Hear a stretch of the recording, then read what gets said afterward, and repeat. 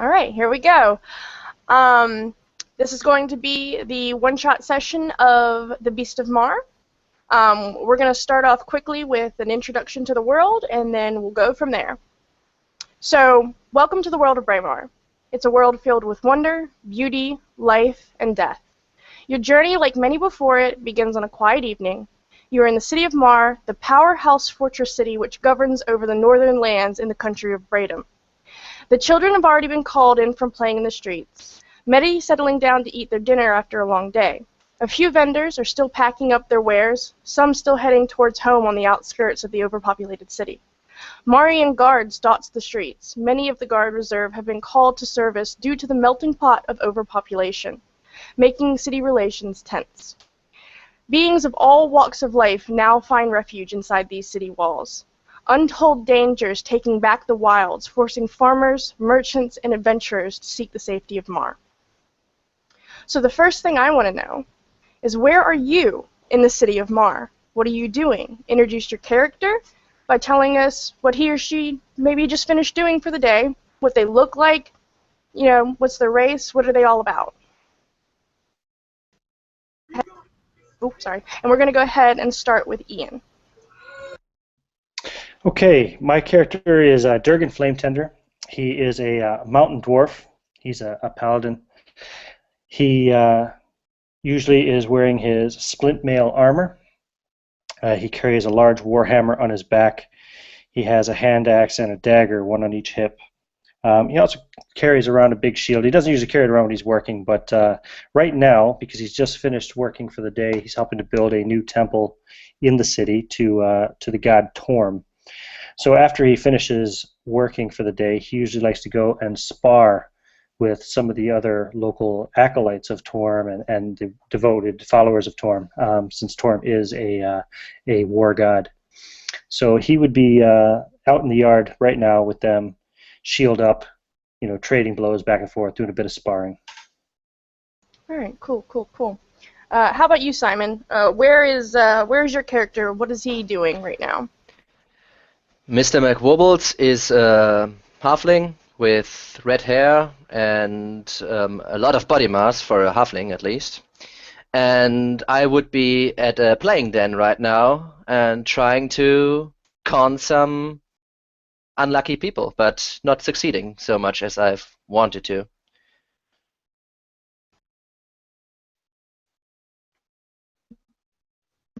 You're muted, Chelsea. Oh, sorry. Evan, where's your character, and what are they up to? I am Marson Lanton. I am currently watching a noble leave a brothel so I can kill him. I'm a half-elf, around 5'9". Typically wears dark clothing and carries a long sword across his back and a couple of daggers hidden across his or throughout over his body. All right, cool. Luke, where's your character?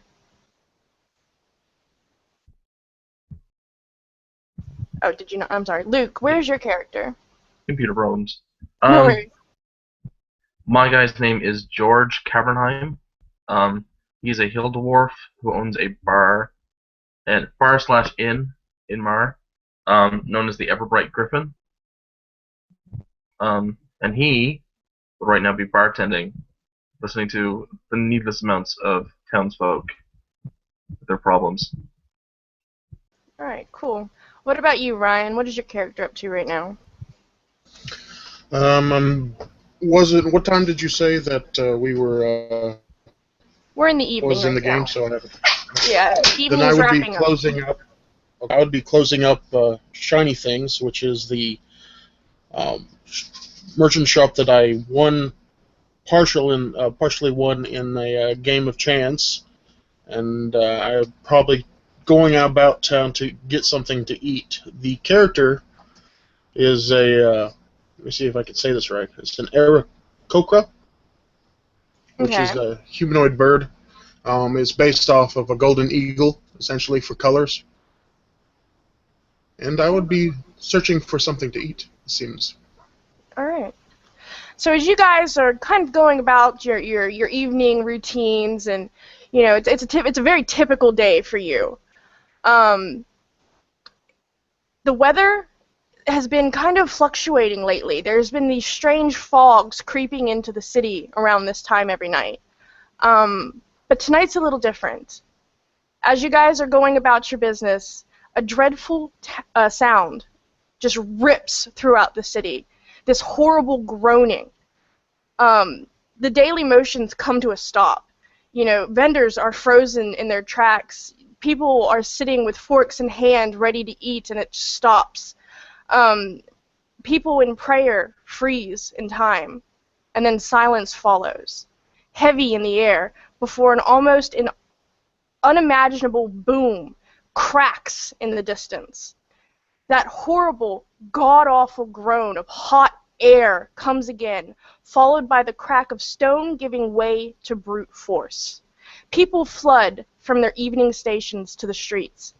At the edge of town, anyone who is looking can clearly see the shadow of a giant, hulking beast deep within a heavy bank of fog. It comes crashing down again, beating its large, shadowy form into the city walls. It rears back, its massive head anchoring backwards and then back down again as it comes down with one final groan before barreling straight into the wall yet again. The wall caves. Mortar, stone, and other debris fly into the air and scatter as far as the inner fortress. Alarm bells begin to sound across the walls.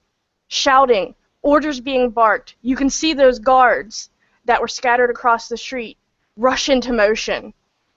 The beast in question, if you've reached the outdoors by this point, is fading back into the fog and shadow as panic hits the town. The guards that I mentioned earlier are calling for everyone to meet in the central temple and wait for further instruction. Would you guys like to go to the central temple? Or would you like to take some time to prepare yourselves to go there?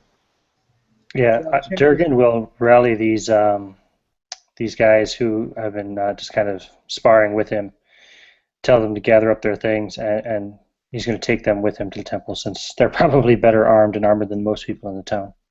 Okay, cool. Would I have a chance to finish my mission?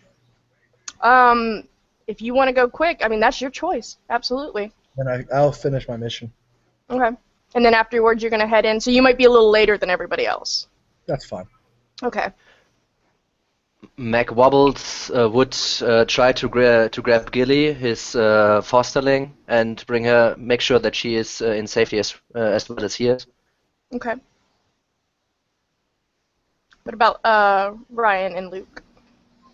I guess I could wing it over to where I stay, outfit myself, and then go where I'm needed. Okay. George will probably at the whatever the sound was, whatever this thing was. Probably want to get the villagers that were in the townsfolk, I should say, Okay. that were in the inn to Right. safety. Make sure they're on the way to safety first. Then suit up because he has to find his daughter.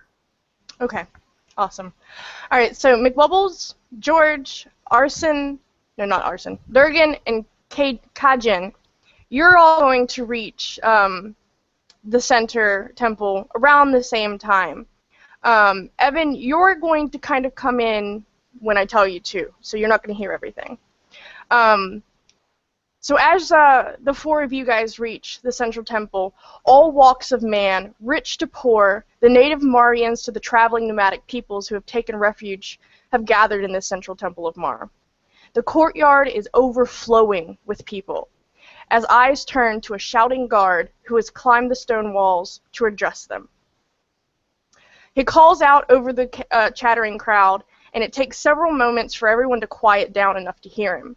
You can hear some of the more brutish men closer to the wall yelling, across the crowd, quiet down, he has something to say. And you'll hear this guard as he kind of puffs his chest out and leans over the wall to address everyone. He says, "Good people, listen! Who will come forward to the defense of Mar? Who is brave enough to stand with the guard and protect this city and her inhabitants?" and immediately the more cowardice of folk will stand back and clamor and shake in fear. And I'm going to leave it to you guys to see if you want to volunteer up for this or not. Evan, you're not here yet. Durgan would be one of the first to step forward. Oh, sure. And, Hoot. Go ahead. Yeah, sorry, no, I was just going to say he would look to the guy who seems to be in charge anyway and say, just ask him, wherever he wants him. He says, that's where I'll be. Okay, that guard's going to point to you and says, "You, with me!" And you're just going to kind of come towards him and wait beside him while other people speak up. I shall hoot approvingly, since I'm perched above everybody. Okay. He's going to again point to you and say, "You with me." In between this period, you'll see a couple more people. Some of the people from the Temple of Torn that's being built are going to, raise their hands and volunteer, and he's going to point them at another guard and send them that direction. And so on and so forth as an even spread, of people begins to get spread throughout the guards waiting to, take volunteers. And then whoever... So McWobbles is still occupied with Gilly, and he doesn't really listen to what the guard is saying. And as the cowardly people take their step back, he kind of is exposed from the rest of the townsfolk, and kind of turns around and looks this guy in the face while his attention grows to him. Yeah, the guard's going to see you kind of stepping. He's going to look and see you out of place from the rest of the crowd. And he's going to assume that you've stepped forward at this point. And he's going to motion you with a hand gesture, like this way, but he's not going to say anything. And McWood says, "Well, what? Okay." And he steps forward and follows the other volunteers.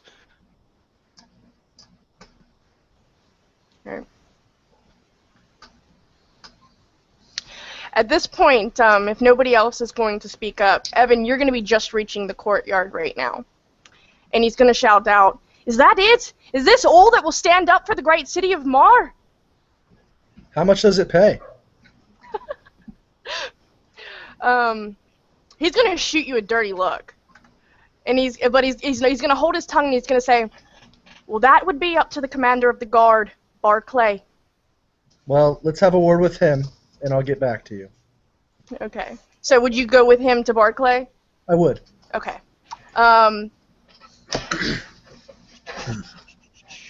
George, have you spoken up? I didn't quite hear you. Or remember. I just want to make sure I got everybody. I think he lagged out. Uh-oh. Alright, well, if he comes back, we'll add him in. We'll add him back in.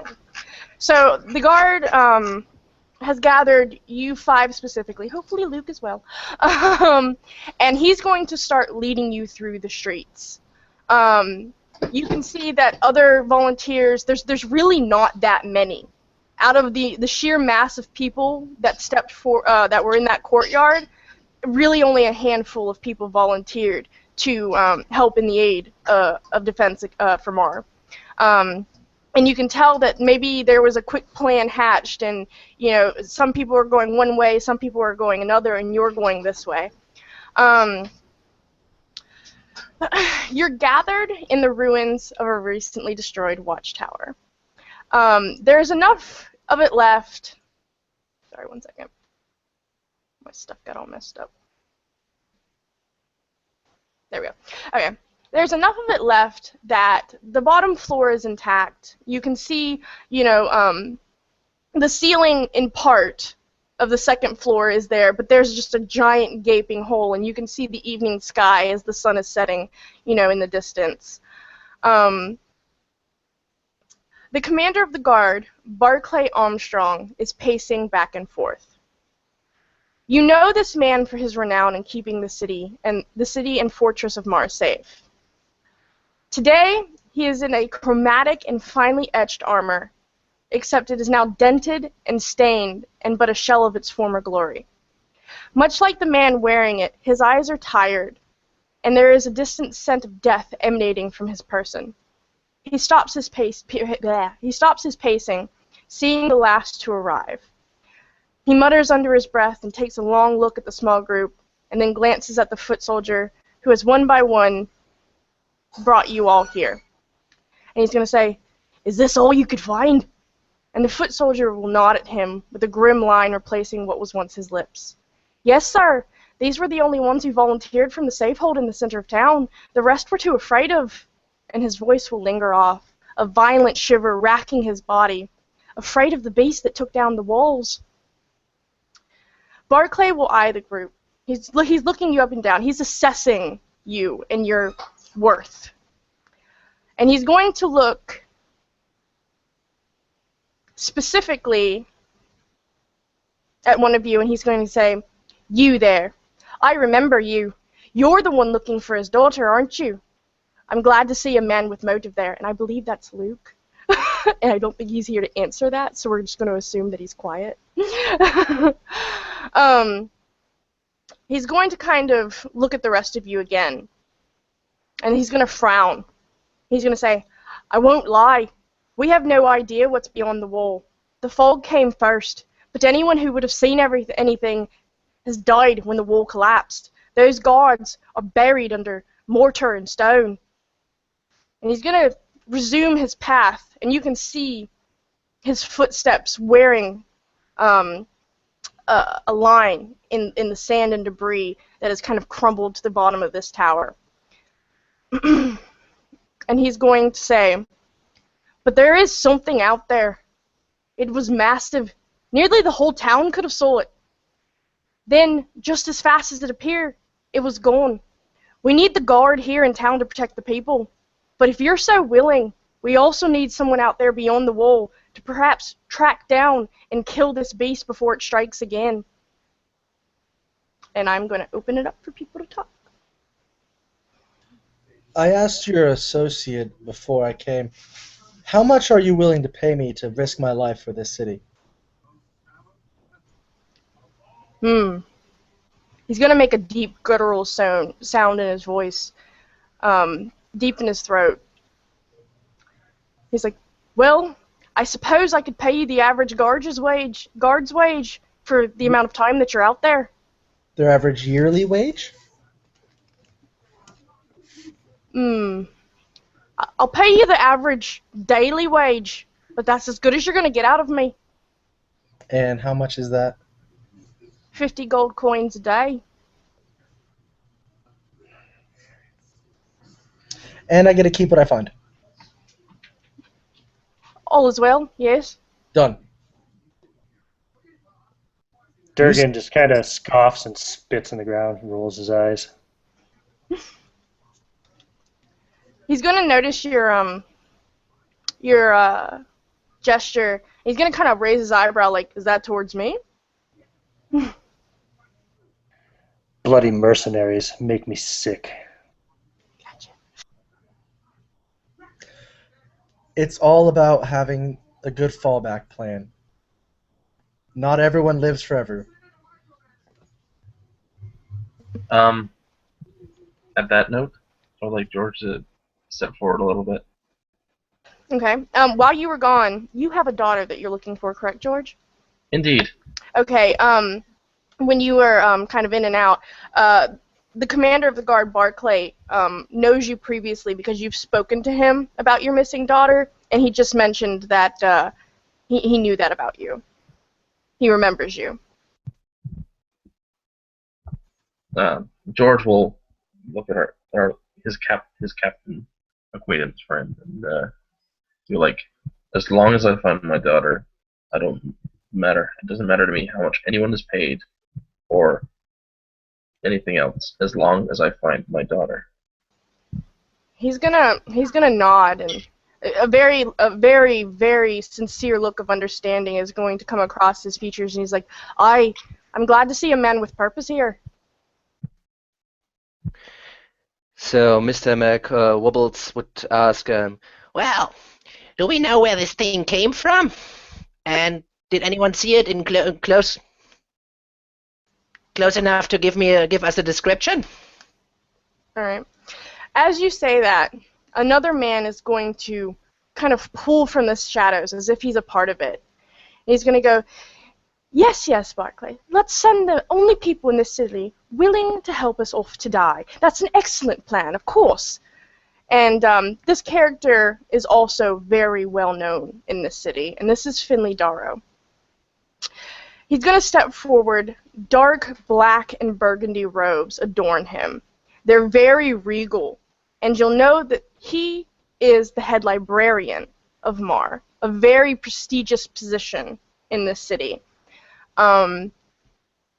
He's going to say, we don't really know what it is beyond the walls, but perhaps we could figure it out instead of sending these kind adventurers off to their doom.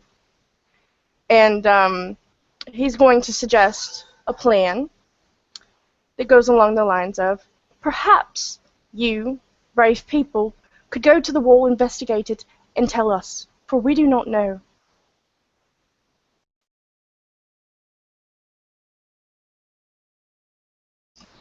As long as the sneaky one goes first. At this point in time, you guys can choose to do whatever you wish. If you want to go head first out and go looking for this beast, or if you want to follow Finley's, lead and head to the walls and look for clues, or if you have something else in mind, this is open for you guys to decide how to handle the situation in front of you. Well, I think it is interesting why it went away. If I take a look at the walls, they've broken down.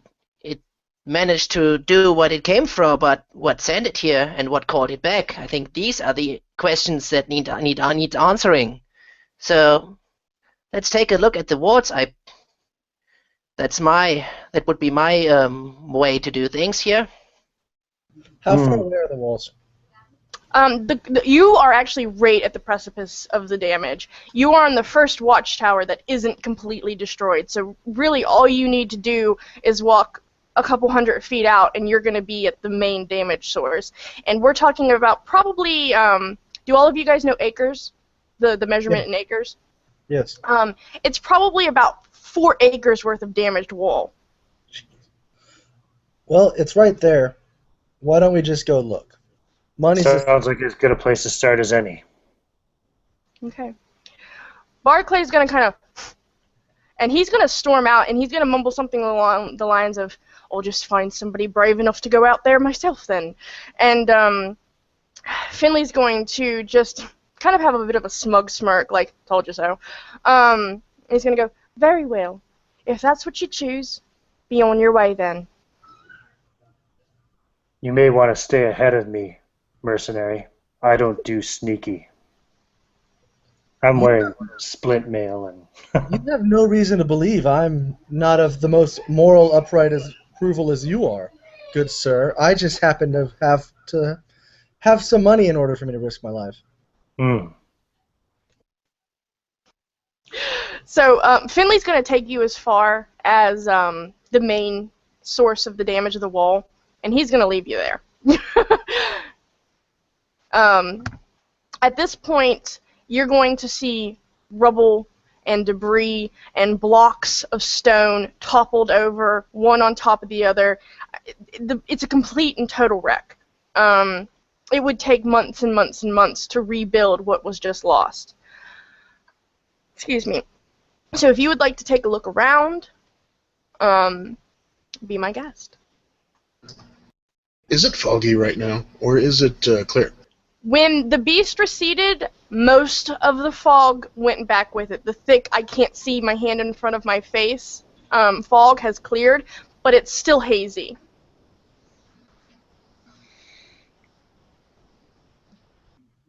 Are there any looters or anyone nearby the wall, or the guards have it cordoned off?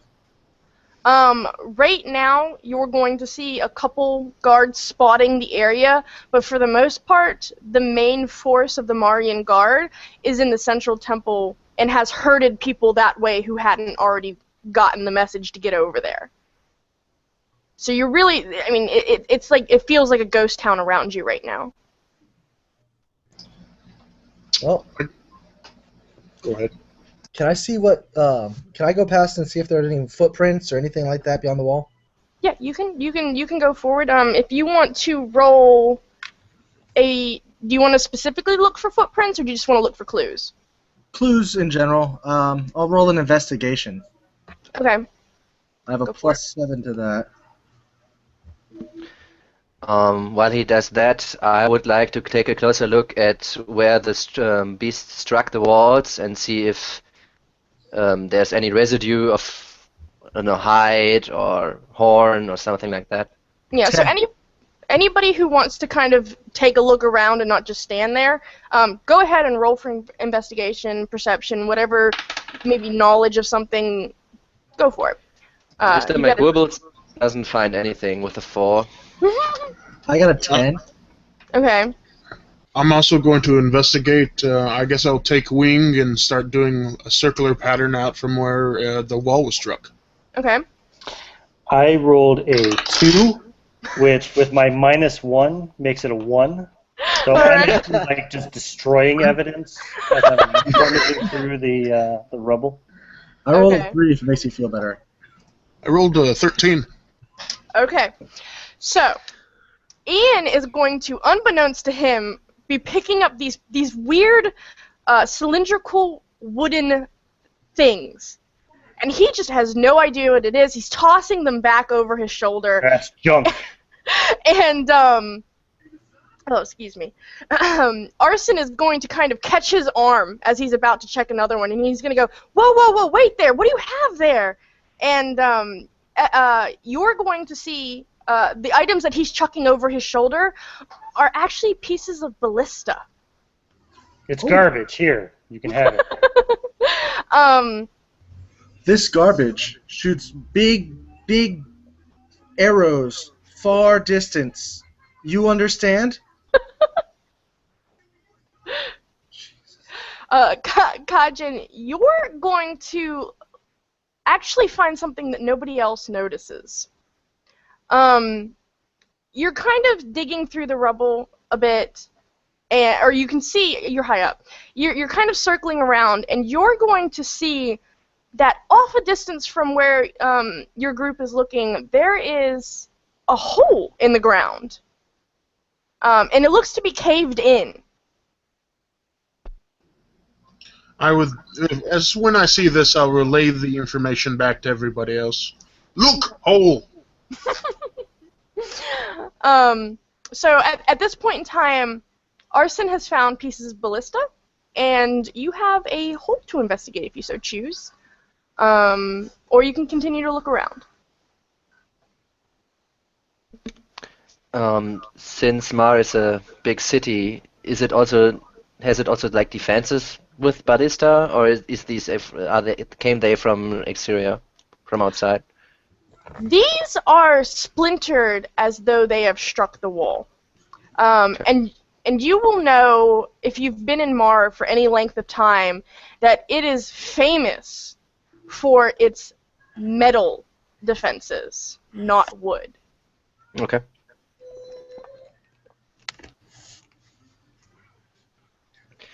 Well, let's see what this hole is all about. Okay. So are you volunteering to go up to it first?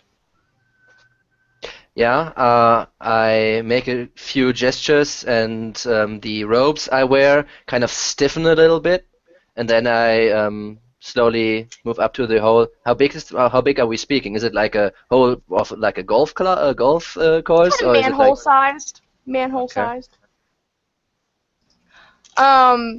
As you walk up to this hole, the ground feels a little softer the closer you get to it. And you're going to need to give me a dexterity save. Nope, I didn't. 5. Okay. You're going to the ground underneath of you is going to just and kind of turn into a slide, and you're just going to slide right down into that hole. It's not a far drop. You're going to land on your feet, but you are down in this hole. Okay. Hole! What are you doing down there? Investigating. Do you need help? So what do I see in this hole? Do you want to look around in the hole? Well, now that I'm in the hole, might as well. Okay. Is it dark? If Does you, he need a light or? it is particularly dark down here. Very dark. Okay, The then I only would things use. that are the only things that are touched by light is what is in your direct vicinity, and even that's not that great because it's evening. Okay, then I would use cantrip, cast light on my walking stick, Hmm. and take a look around. Okay. What do you see? So if you take a look around you, you're gonna be a little bit freaked out. You're gonna realize very quickly you are in a set of catacombs, Okay. and if anybody would so choose, they can also join him. Okay, so I would freak out, say, Wow! What the hell is going on here? George will turn to his companions. He wasn't searching. All he cared about was Helga. But he'll be like, if Helga's down there, then I'll go down there too. And he'll run and slide down. Right. As you come down with the aid of the light that McWubbles has produced, you're going to look around as well, and you're going to notice these catacombs are very old. These must have been here right at the beginning of the creation of the city of Mar. These must be from the village that Mar blossomed from. Hmm. I'm going to call down into the hole since I refuse to go into it. I'm very uncomfortable underground. Is there anything you need to do for me to do up here? Anyone? Hello? If you can see footprints from above, that would be great, helping us identify what this was. I'm not in the hole either Okay. yet. I'm just like getting a rope kind of tied off, if there's anything tied off here, and lowering it down into the hole so that he can get out easily, or if we decide to go in, we have an easy, Right. egress. You're going to notice a really large chunk of wall, still fairly intact, and you can kind of tie it around that and anchor it, and it's Okay. very heavy, so it's not going anywhere. Okay, good. I'm also going to fasten a lit torch near the hole so that I have a beacon too when I fly back or whatnot. So that, and also to give light to whoever's around it. Yeah. Smart idea. Okay. George will yell up from the hole, "A rut!" And as the rope comes down the hole. so these old catacombs, are there any footprints around, or is it all dusty and no movement? Did it just maybe cave in due to the size of the beast trampling upon on the ground? It's actually kind of strange. While there is dust and debris that has reached down into the hole, there are footprints. And they seem to be possibly a four-legged creature.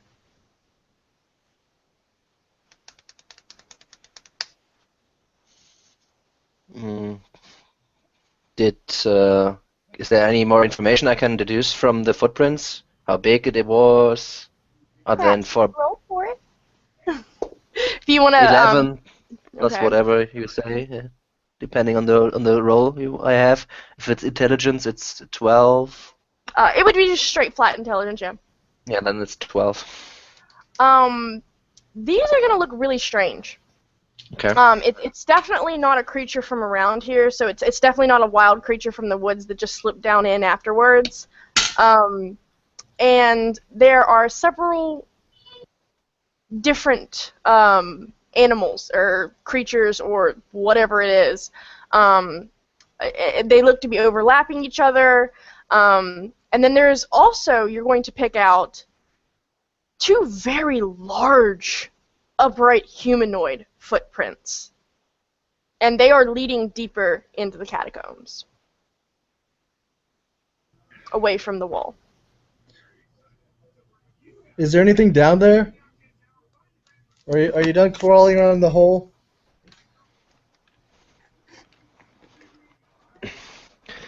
There's some footprints down here. The dwarf might know the direction they are going. I can't seem to get my bearings down here. I was born on hills. I was not born underground. Would I be able to make a nature check to determine what kind of footprints they are? You could. Alright. I was born underground, so I'll crawl down there, or climb down there.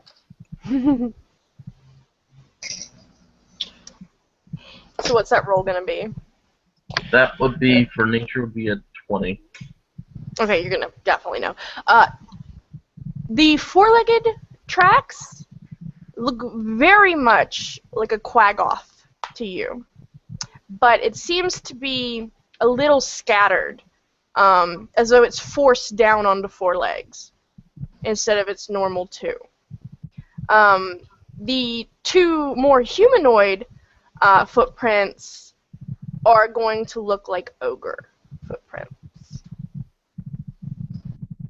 I went ahead and rolled to investigate around more, and Mhm. roll if you need it. Okay. What did you say? The last part one more time? I went ranged further to investigate for footprints. Are Away you from down in the tunnel or are you above ground? above. Okay. And so you're just looking around. What did you end up rolling? 17. Okay. At your elevated height, you're going to see that thickness of the fog still seems to be residing in the woods, in the same direction that you can hear these guys talking about footprints are leading underground. Okay. Are those footprints coming from in the city? They're coming from underground, like underneath the city. They are leading from the city towards the woods, as far as you can tell by the tunnels and the catacombs you're in, because there's forks and turns all around you. So it could look like something was leaving the city and the wall collapsing was a distraction? Yes. So now that the dwarf is down with us and kind of catching the bearings, McWobbles. So, Mr. Dwarf, do you think this hole is artificial, or did it just cave in? What do you say, Master Mason? Well, it's man-made, right, Chelsea? Pretty Yeah, obviously. the wall is definitely man-made. I I the meant the hole. The whole- hole. Oh, the hole. like the tunnel. Yeah. The tunnel that Mhm. you're in was definitely man-made. You can see that it has on the sides of each wall. It's going to be stacked up with skeletons. It's definitely a grave. Is there any Okay. stone down here? Is it all dirt, earth, any wood? It's mostly earth with stone pillars as braces. Okay. The floor that you're on is dirt. Can I make a stone cutting check to see who's made those braces? What kind of work there? Sure. So let's see. That's plus. But I get double proficiency bonus for stone cutting, so that's +8 -1 for history +7. So I got an 18. Okay. You're going to be able to figure out as you kind of examine everything that these catacombs were most likely made by the humans who built the original city of or village of Mar. Okay. That village, you will just generally know its basic kind of knowledge of the origins because Mar is a huge mega city in the north. That it grew from one village and grew into a city, then into a fortress, and then into a larger city. The base race that kind of controlled it back then was humans, and you can kind of tell the bones are human, and there's a couple others mixed in, but beyond that, not really. And the I was- direction that the footsteps are going, is it going deeper downhill or staying kind of level? It's mostly level. It's just going away, but it's level. You're not going to be going any deeper. At any given McWobbles, point, you're not going to be any more than 6 feet underground. Okay.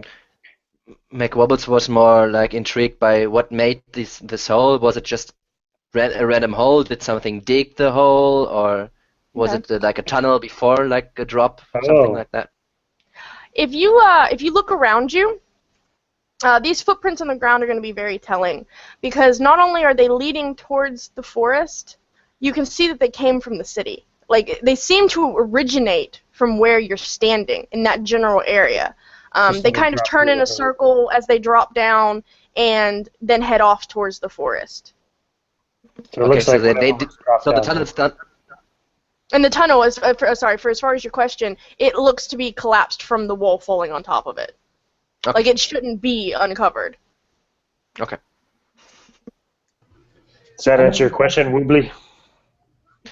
Yeah, well, we need to find more pieces to this puzzle, but I guess our bird friend won't really willingly come underground, so we might as well track the beast.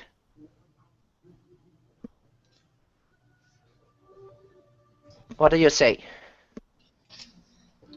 Well, I am definitely not going underground. Unless I desperately have to. Such as if something is chasing me, or perhaps something's chasing me. It's pretty much the only reason I'm going under. You don't have to. If you don't want to, you don't have to.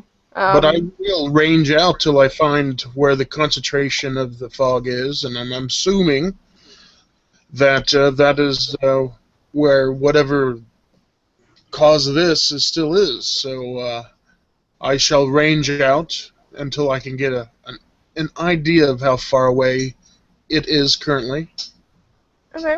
If you keep flying a little bit and scouting as they're kind of inspecting this tunnel, you're going to see off in the forest, the closer you get, movement beneath the fog. You can't really see what it is. It's just way too thick. But there is definitely something in there. And it's stirring. While they're all doing this, I'm going to go back into the city real quick. Can I find out what the businesses closest to the wall were? Well, actually, next to the wall, because of the way the overpopulation kind of happened, the nomadic people's kind of shacks and sheds have popped up on the edge of the wall. So nothing Residential kind of outlined the outside of the wall. So nothing really worth a lot of money. Yeah, nothing. There's not going to be anything worth a lot of money there because these people were kind of pushed out of their homes. Okay. Well, Yeah. let's make a report to somebody. Tell someone we found a tunnel and there were footprints in it coming from the city towards the forest. Then we can go to the forest and investigate and have someone check out what's in that tunnel and find out where it leads. Okay. All in favor of trusting the mercenary, say aye. Your plan makes sense. Thank you. Sound to me. All right, scurry back up this rope. Yep, go for it. If everybody's in favor, then you guys will head kind of back to the watchtower, and Barclay is going to be there, talking to another group of people. He seems a little bit annoyed that you're back so soon, and he's going to say something along the lines of, "You're already back. How is that possible?" And go for it. We found a hole in the ground, led to the catacombs below. There's a tunnel. In there we found footprints. Something had dropped down through this hole and walked through the catacombs in the direction of the forest. There was a set of large bipedal footprints, which seemed to be an ogre. Two ogres, was it? Yes. Sorry. One ogre. Yeah, I one. said two sets. Oh. Yeah, 2 sets of Quagoth, 1 set of ogre. Wasn't paying attention. And then 2 sets of something else, some 4-legged creature. Is that correct? Is that what you saw? Yeah. And I'll let Kaijin tell you what he found on his aerial scouting. First, my question is for you: is how far do you think you ranged underground? Whoever went. Not far at all. Not far. No. What you guys saw was just the beginning. You didn't see very much, maybe 20 50 feet in any direction. Oh. And how far did I go out? You went significantly farther. You probably flew about a mile farther out from them, peered into the woods, and came back. Okay, well then about a mile out, there are definitely many shapes moving within the fog itself. It is, as I go further out, the fog does recede from where we were at. Many tracks and lots of movement. Barclay is going to listen intently to everything you have saying, and he's going to hold his hand up to the group that he was addressing before you came. And he's going to say, so you're telling me that you only went 20 feet into this tunnel, and you're already back? Well, Mr. Barclay, you tell me what these ballista arrows had to do with the wall caving in. Might you share some more information? Ballista? We figured He's going to... Sorry, go ahead. we figured you would send someone into the tunnels while we go and track down your monster, which you were so angry about us not doing before. He's going to kind of look between you two really quickly, and then he's going to go, Ballista? You said ballista? What do you mean there was ballista? Like oversized arrows? Boy. He's going to take a moment, and he's going to say, very well. If that's what you found and you're unwilling to go into the tunnels, I'll send a braver group and you can go to the forest. All up for the forest.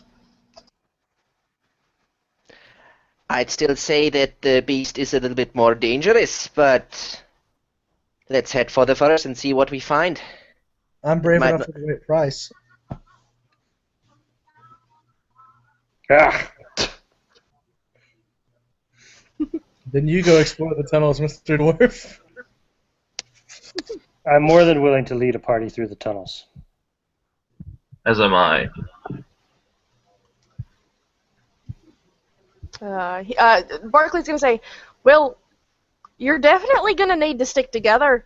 Whatever you're going to face, it won't be pretty, so you're going to need to come to a decision, whatever way you can think of, but that's your choice.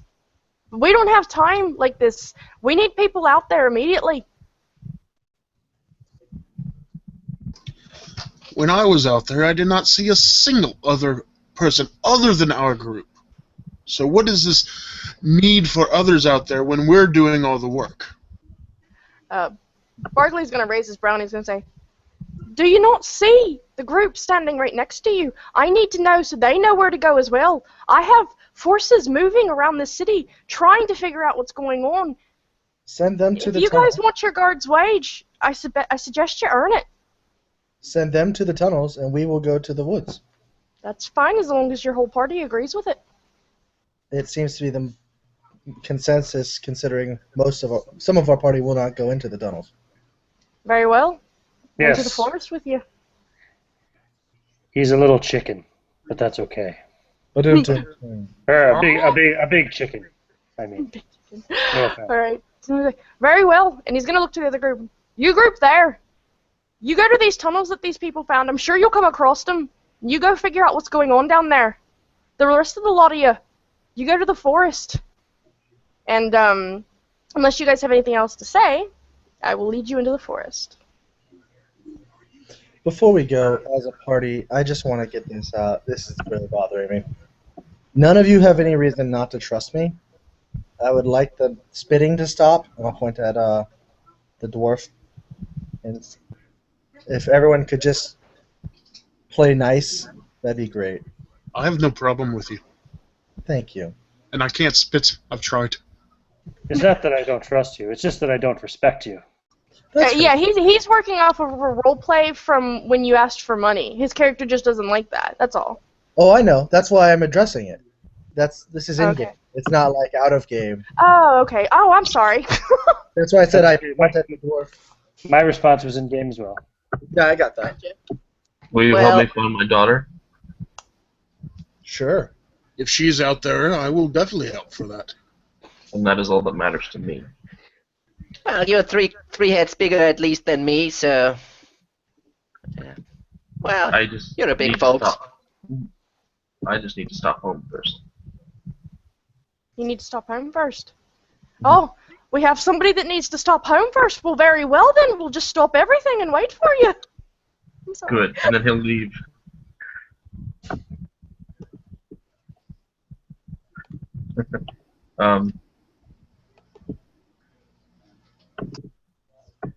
He'll head for the inn. All right. And I could head for the inn too. Why don't we all go to the inn? All right. And what are you looking for into the inn exactly? What do you need to accomplish here? there is a chest underneath the bar.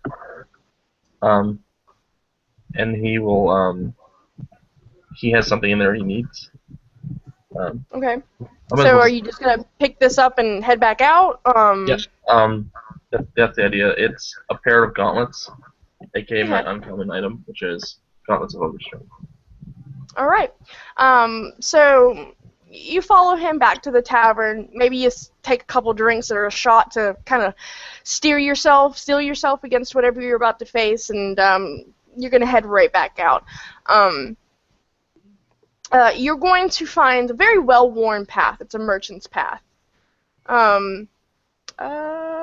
That's up to you to interject when you want her to talk. Oh, she only speaks to me though. So Yeah, but if you want her to say something at a certain point, and you want me to say something on the fly, just say, "Hey, it's Katrina, exactly what you did." Okay. Okay. So, at what point did you want for her to perhaps speak up? Oh, when we were talking about going into the woods, I wanted to know if she was like, that's stupid or something like that. I don't know. Whatever you say.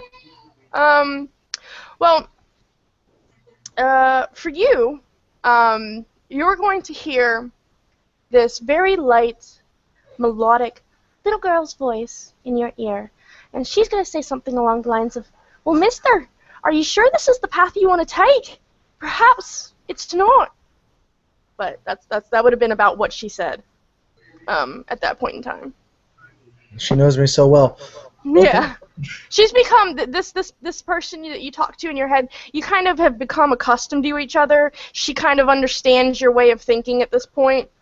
And she kind of, as a child, she kind of just tries to reiterate things that she thinks you would like to hear. And you've kind of picked up on this at this point. Okay. Okay.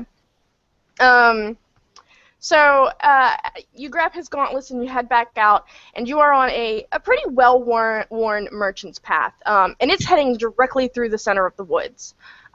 This path has not been used recently due to people coming in and saying, "Don't use the path, it's not safe," and it hasn't been for a while now. If you kind of have your ear to the ground in the city of Mar, you'll kind of know that most of the guards are too afraid to come out here, and have absolutely flat out refused. But as you get deeper, you're going to kind of hear like this dum, dum, dum, dum. And it kind of sounds like a rubber mallet hitting something. Is the carnival in town? No carnival.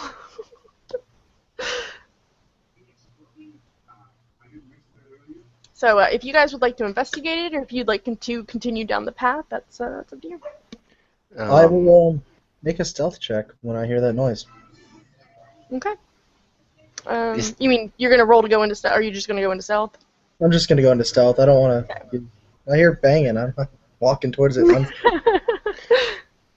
If I see him going into stealth, then I'll just kind of freeze in place and not move for the minute, just trying to listen as best I can. Because I know if I move, I start making loud noises. I'm not using this dice roller anymore. Fuck Wow. That critical failure. Yeah. Nice. it. Fuck this dice Okay. roller. And the horse it rode in on. Is there any way to determine where this sound comes from? Does it come from the ground, from within the forest? it seems to be echoing off the trail to the right. It's really hard to see because this fog is so thick. But there seems to be darkness, dark shapes moving through the fog, and you can see kind of wisps of it getting thicker and thinner around those shapes. And it's not too far off the path, actually, but it's just so foggy that you can barely see. Oi.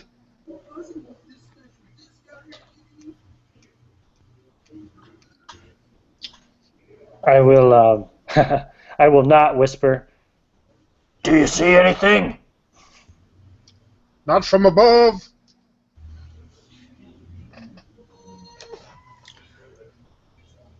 Are we in the forest yet? Yeah, you're into the forest. You're on the merchant path. You're into the forest. You hear the mallet sounds. Boom, boom, boom, boom, boom. You see the shadows. McWubble specifically, since he asked, saw the shadows moving.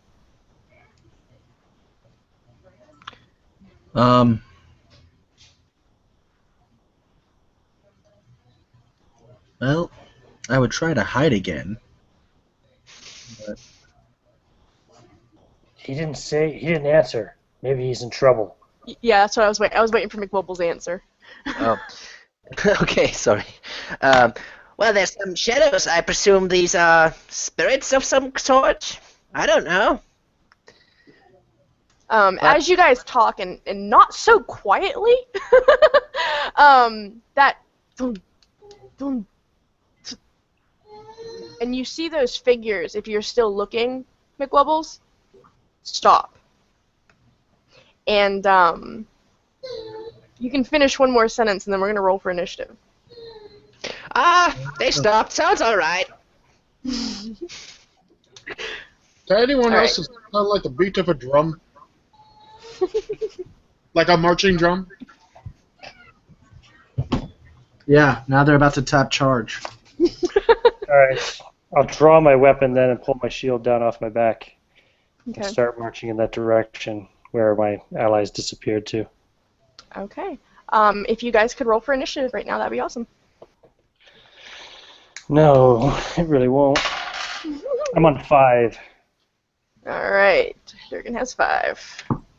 McWobbles 12. Okay. Arson got a 12. Okay. Luke and Lupo? 20? George got I'm an trying 18.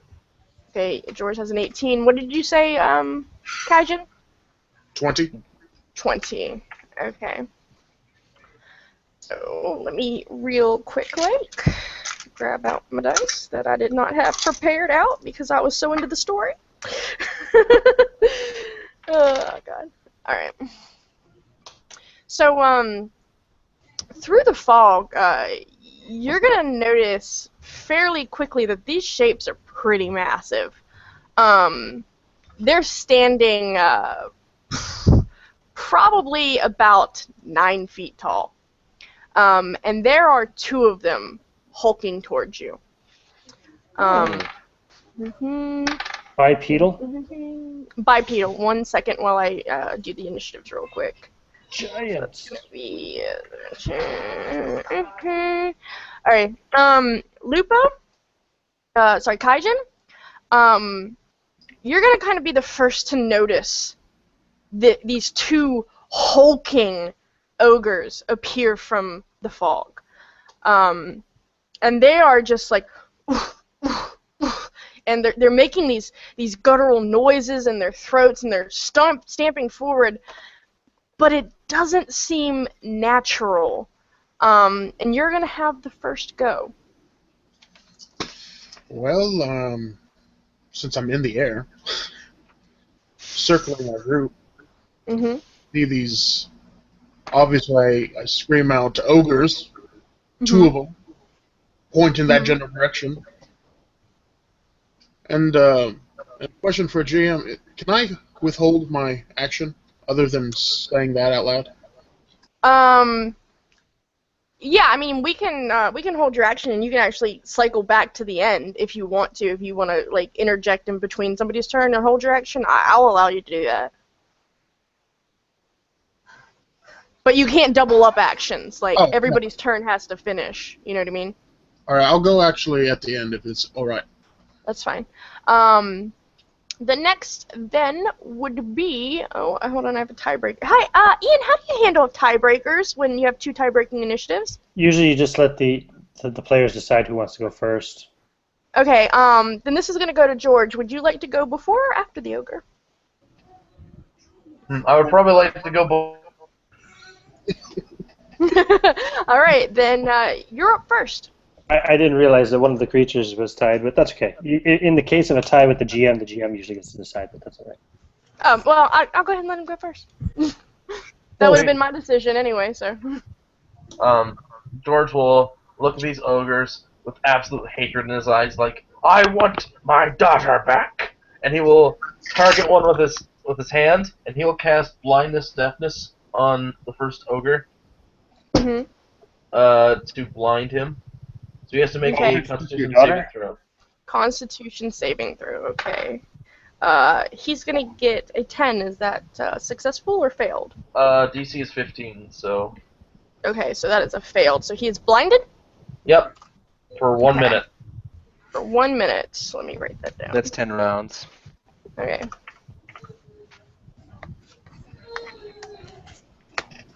Okay. That's your standard action? Yep. Okay. Un momento, por favor.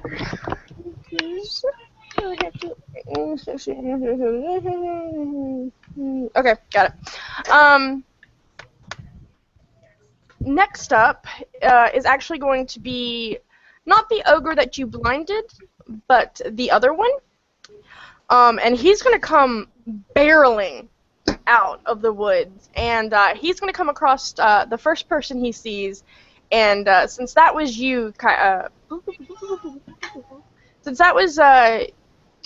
George, he's going to come swinging at you, and he is going to take this massive great club over his head, and he's going to kind of whirlwind it a bit in the air, and he is going to miss completely as he slams it down and just barely misses you. It's going to sink down into the ground next to you and kind of like get stuck a little bit, and then he's going to rip it back and kind of take a little bit of a shake right there, and then prepare himself again. And the next person up is going to be McWubbles. So you mentioned that Kagan kind of had a fishy feeling about these ogres. Mm-hmm. Do I too? Or do you want me to roll for that? So you're starting to see them now. The way I'm doing your initiative is like you're seeing them for the first time, kind of when your turn comes up. Mm-hmm. You're seeing them emerge from the fog. But the second that you do, you are going to see that there is something funky going on. They seem to be moving very jarred and not quite have control of themselves. Mm-hmm. Okay. Could I do like an arcana to see if any magic Absolutely. has possessed? Okay. I don't know that. If they do. What did you roll? A 9? A 9. You're gonna have the tickle, like a little like this feeling in your nose, like a tickle in your nose, and that's kind of how you know that magic is in the air. But beyond that, you know nothing. Okay. So Jon Snow tries to get away from these ogres. Jon Snow, Make wobbles. McBubbles. Okay, so he's gonna stand back. Mhm. Okay. Trying to get away a little bit into covers, maybe something like that. Okay. Arson, you're up next. You're muted. I am. No, you're not. That's how silent I am. Okay, well, I'm going to take the time to study the blind one Okay. for... Hold on, let me see how long I have to do this for. Oh, well, I'm gonna move over to the blind one. Screw that. I'm just gonna assassinate him. Yeah. I have advantage against him because he hasn't taken a role in combat yet this turn. Mhm. He also, I believe. Hold on one second. He also is blind. Yeah, he's also blind. He'll give me a sneak attack. Yeah, I need to open my thingy up so I can look at the notes on blind to make sure everything goes right. Watch me end up killing myself. It could happen. Alright, a blind creature can't see and automatically fails any ability check that requires sight. Also has attack roll. Attack rolls have advantage against him, and the creature has attack roll disadvantage. So I have double advantage. It doesn't I don't stack. think it stacks. Yeah, I know. But it sounds... First attack. Does a 17 hit it? You are absolutely going to hit. Go ahead and roll your damage. I'm gonna roll the other one just in case I get a crit. Go ahead. I did not get a crit. Okay, so go ahead and roll your damage and tell me what this blow looks like. Well, it's a sneak attack, so I'm gonna do an extra 5d6 damage here. Okay. Good thing I brought my dice. So the gist of it is, I'm gonna come up behind this ogre, and I'm going to stab upwards, like lower through its lower back, up into its chest cavity. Okay, brutal. I can from behind. And that is why we don't trust you.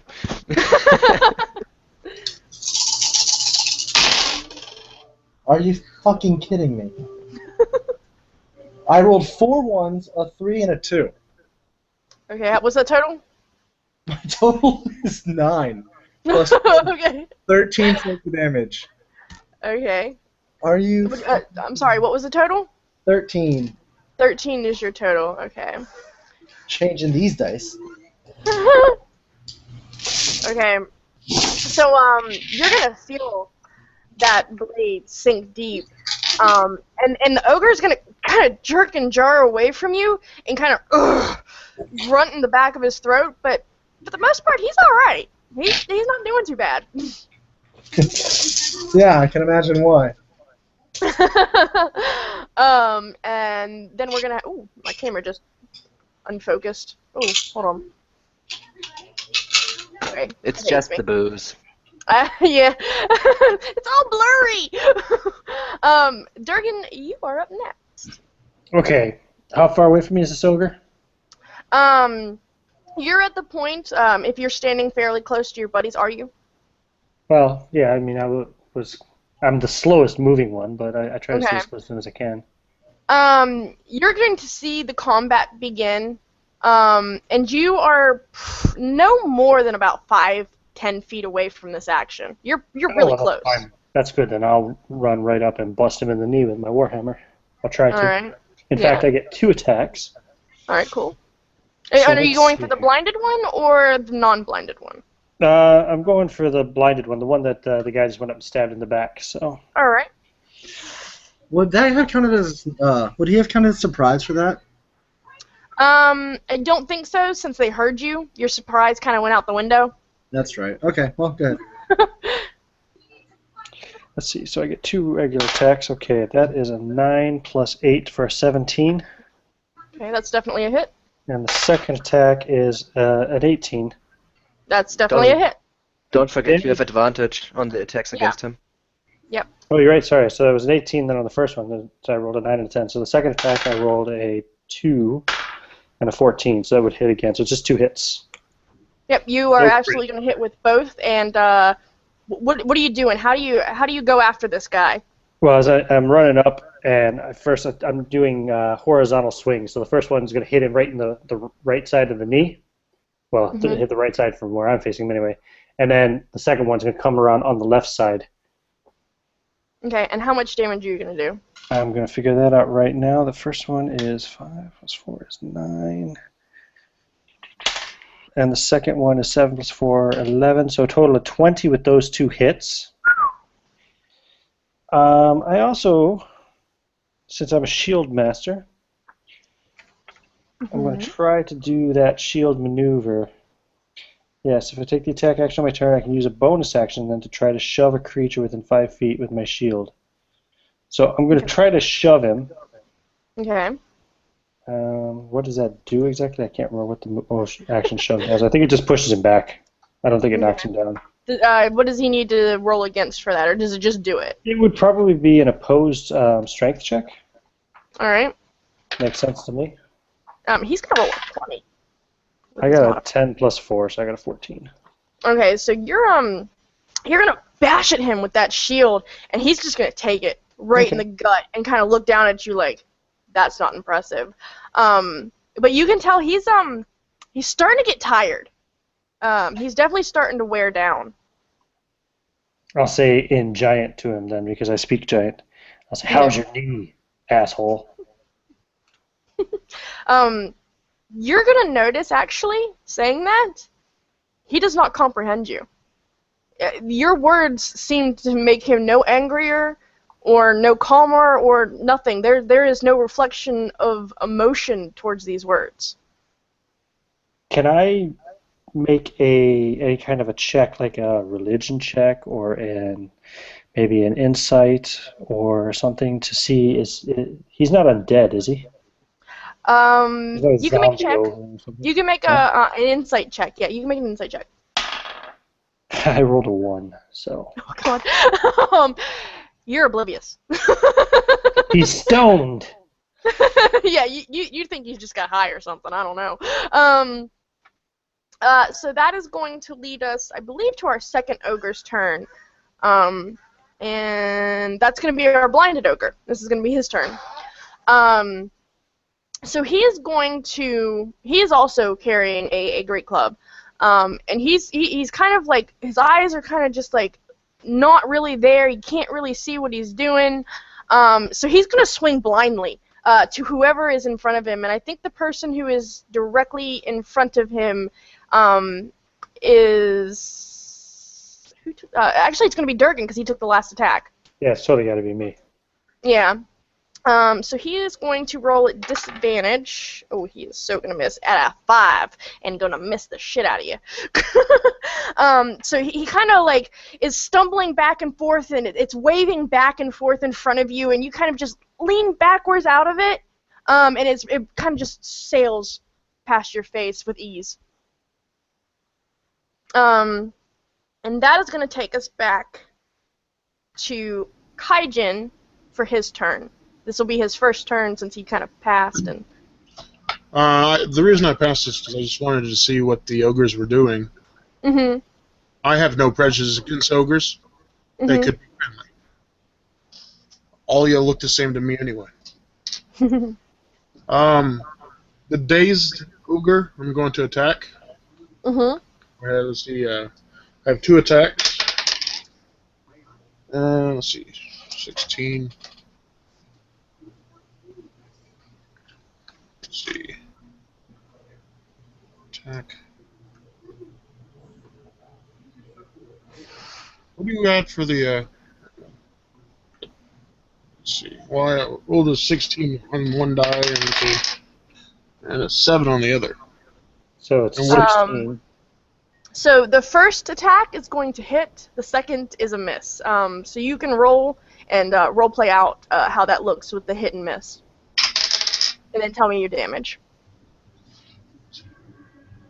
14 damage. Okay. And yeah, I was trying not to hit the little steel rock that's running around the ogre's feet. So if that arrow goes anywhere near him, I go, sorry. All right. So you're hitting with a bow right now? Yes, it's a longbow. Okay. So that first arrow sinks right into that damaged knee, and it sinks deep, and it takes him down to one knee. And the other one, because he dropped, kind of just sails a little bit wide of him. But you kind of end up apologizing for his knee almost coming down on Durgan more than anything. On that note, is going to circle us back to ogre number... No, George. Because they tied. Alright, so we have the blinded ogre is really hurt, and the other one is down on one knee. No. The other one, the one that is not blinded, is perfectly fine. He's ready and raring to go. The blinded ogre, however, is down on one knee, and he looks like he's about to collapse. Alrighty. The one that's perfectly fine that almost hit me. George will look at him and be like, "See, we can defeat them. Yes!" And he will go reach for the warhammer that is on his back to pull it out and swing twice at the ogre in front of him. Okay. So,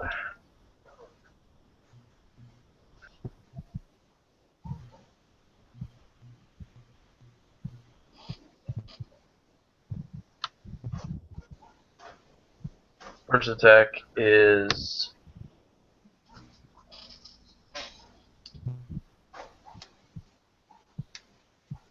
show up.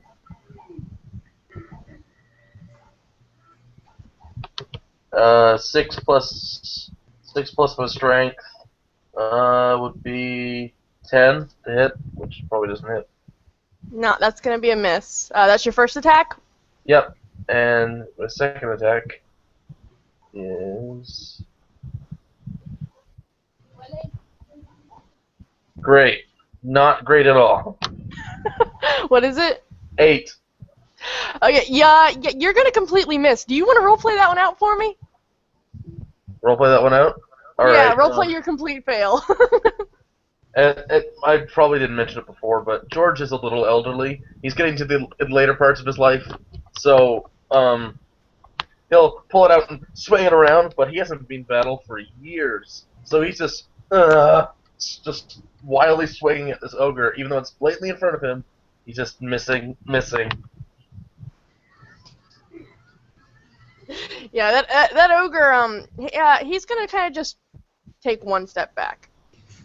That's all. That's all he had to do to completely dodge. And that's gonna take us actually to his turn. So that movement happened on his turn.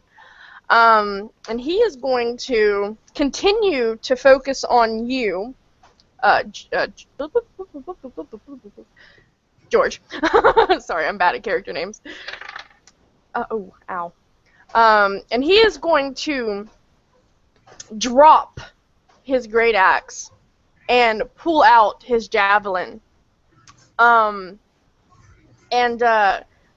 kind of as he's taking that step back and switching out his weapons, kind of try to jut it forward and gut you, but it just slides right by your armor. It dings on the front of it and just slides right past it. Like absolutely no way is it damaging you. And that's going to complete actually his turn. Next up we are going to have, I believe, McWubbles. If I'm reading the initiative chart right. Okay, so down in the catacombs we saw tracks of one ogre and 2 of these other beasts, right? Mm-hmm. And these are 2 ogres. Yes. Okay. So what happens is McWobble, the stuff he's leaning on, the walking stick he was leaning on, just like rips in the air and he starts to fly 30 feet up in the air, and a rainbow shoots out of his hand and tries to hit the ogre with the spear, the not blinded one, right? Okay. Let me see. And I got an 16. That is a hit. So if you would Okay. like to describe this magical rainbow attack of doom, by all means. Okay, so the rainbow kind of locks with his body, and little like wisps and stars kind of shoot through the rainbow and hit his torso and do 3 enormous points of damage. Okay, And what is the that damage rainbow. going to be? Oh, sorry. What kind of damage? Yeah, I mean, no, I mean how much damage? 3 points. Oh, And 3 the points of rainbow, damage. yeah, the rainbow sticks at the body, and the link is not broken. So there's like a tether between Mr. Wobbles and Mac Wobbles and the ogre. Okay. Alrighty. So does that complete your turn, McBubbles? Yes. Alright, next up we have Arson. I'll try attacking the blind one again. Let's see if I can roll actual Okay. damage this time. Alright. Do I still have advantage because You he's still have advantage. and he hasn't attacked this time. Okay, well that misses. Does a 17 hit? 17 is a hit. Okay. 3, 3, 5, 4, 2, 1. 6, 10, 18, 22 damage this time. Okay. As I throw my sword and just jab it into his back again. So, with this attack, are you going to finish him off cleanly, or are you going to get a little nasty with it? I'm a Because this professional. is absolutely going to down him. I'm a professional. It's always cleanly. Okay. So that ogre is down. He falls face forward into the dirt, and he is out. So he's not going to get to have a turn. So up next we have Durgan, and we have the one remaining ogre who seems to be doing all right. He's definitely chugging along, no problem. And he's not too far from. No, he's just off to the side, a couple feet, 5. Right. Very close. This whole encounter is very, very close. Okay. Yeah, it's a bonus action. Okay, so as my bonus action, I am casting Thunderous Smite, Okay. and I will run up and swing. Again, doing the horizontal swings, because these guys are much taller than me anyway. Mhm. So with my Warhammer, the first roll is a 19. Okay. Is that That's a hit. That's a hit. Okay. So that does 1d8 plus 4 damage, plus it does an extra 2d6 thunder damage to the target, right? So a d8, 2d6, and then plus 4 for my strength.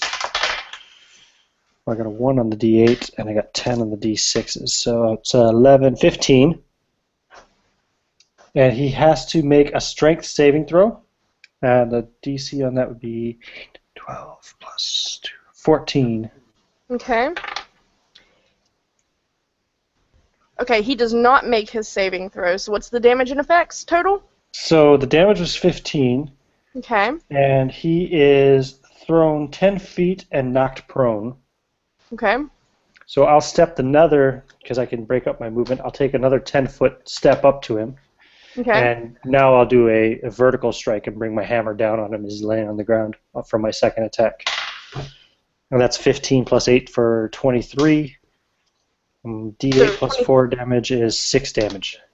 Okay, so 6 damage on top of the 15? Yeah, that was my second attack. Okay. And that's my round. Alright, so, as you throw this ogre back and then, sink another blade into him, blood just gushes up out of his throat, and it kind of coats these large, overgrown fangs that grow up from his jaw, and you can tell that you have inflicted some serious damage on this guy.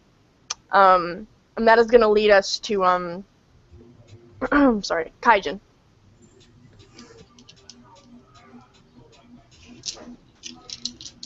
I guess I will attack the last remaining ogre that's standing, correct? There is only one. Yeah, there's only one ogre left. Alright, just double checking. And now that I know how to actually roll,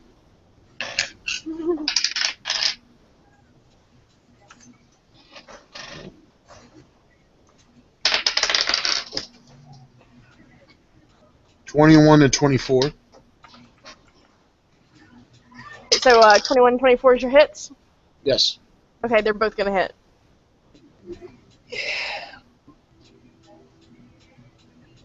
Wrong PDF. There we go. 8 and 11. Okay, 8 and 11. Yes. All right, and so Yes, 15. Okay. These two arrows are gonna kind of strike him in the throat. If that's what you would like to happen, is that okay? Ooh, I have no problem with it. All right, these two arrows are gonna thunk thunk hit him in the throat, and this blood is going to come more violently from out of his mouth, and it's gonna start to coat down his chin and down onto the arrows that are sunk into his throat. And you don't think he's gonna get up again, but he's still breathing. Hold on, let me check something real quick. Do do do do do do do. Do do do do do. Alright, at this point in time, this ogre is going to attempt to crawl forward and try to make an attack on George at disadvantage from the ground. Oh, and he's going to completely flop it. He's going to just kind of like, I mean, there's blood and just gore seeping from his mouth, and he's flipped over onto his stomach and began to crawl towards you, George. And this javelin is like trying desperately to reach you, and he just can't seem to muster the strength to lift that arm.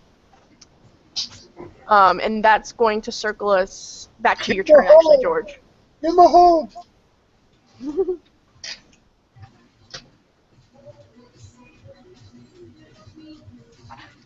Did you hear me? So, yep, I Okay. can hear you. George will see this ogre, this pitiful, pitiful ogre after this fight. And he'll just have none of this. He will like, I don't care if you stole my daughter. I don't care if you. Oh, I think I lost him. No, I'm still here. It's just the dungeon master who lost it. What? I think she crashed. She froze. Yeah. She just couldn't handle our awesome. Can you guys still hear me? Yeah. We Yeah. can hear you. We can hear you. Just Chelsea lagged out. You're awesome. Have to wait for her to rejoin. Freeze in anticipation. Just building the make it a little bit more tense. As long as she rejoins within 5 minutes, the hangout will keep recording. We wouldn't want to disappoint our fans. Our fans, right? While she's sort of loading or whatever she's doing, if I exit out of here when we take a break, because she said something about a party break, and I reload it, because I'm in an incognito window right now. If I reload it into a regular window, I'll be able to have the name at the bottom. Right. Will that mess anything up? No, you should be No. able to leave and rejoin anytime. You can cut in and out. She's just the host, that's why it's a little bit more troublesome. Yeah, but even she can do that as long as she's not gone more than 5 minutes. It doesn't Yep. mess up the recording. Oh, by the way, I started about the fist pump earlier. Viking Burger, they restaurant near me. They got put on a list of best burgers in Virginia. They deserve it. Sorry. I gotta Wow, a shout out.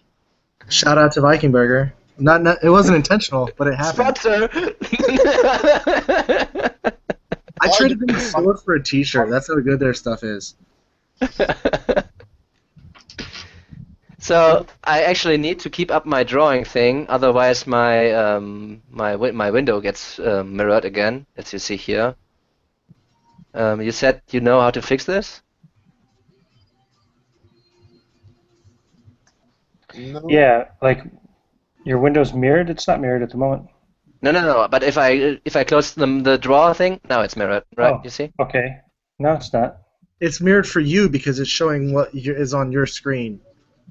Really? Mine It's did not the same mirrored thing. for us. Ah, so Mirrored. if I no. If you look in the Hangout toolbox again, where you put your lower third, Yeah. right beside the words lower third, before the on and off switch, there's a little button there you can click. This way. Yeah. Now you can see it right away around. Okay. Cool. Yeah, we can see it Okay. fine.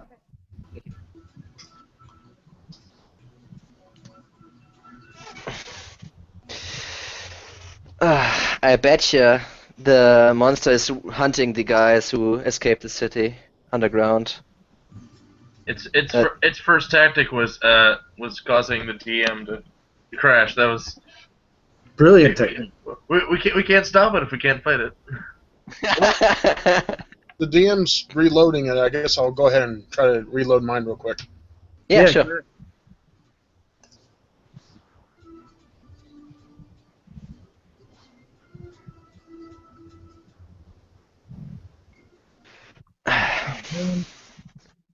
Woo! Oh, there she is. Great. Okay. That's timing, I guess. Probably second best, I'd say. Ryan just left. Yeah. He'll be right back, though. He said some pretty hurtful things. And Chelsea's frozen again. Yeah, I think you're. No, her There she is. Miss back am up. I here? Yeah, you're there. Okay. Sorry about. I have no idea what happened. It wasn't my internet. It was just Google Plus. It wouldn't come up. Yeah, we were just too awesome to handle it. Okay. When you did crash, my computer froze for like a second and then went back to normal. So Oh, that's weird. Only level 62. Welcome back, Ryan. So I believe we were on George's turn, and you were about to do an epic. I think you had rolled your hit, and I think I was trying to tell you they both hit. nope, I hadn't even rolled yet. Okay, Yeah. sorry.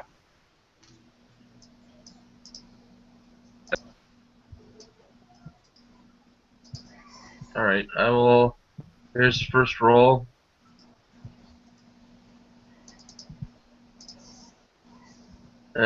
Uh, 13. Okay, that just barely hits, but it hits. All right, and the other attack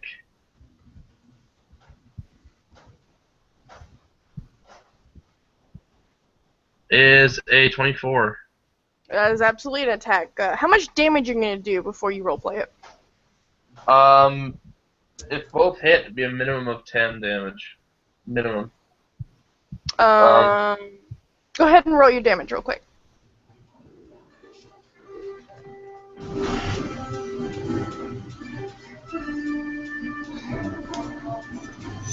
Right.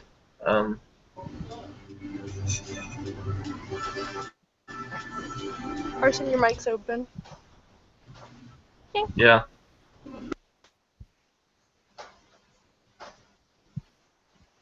George, what was the So- total?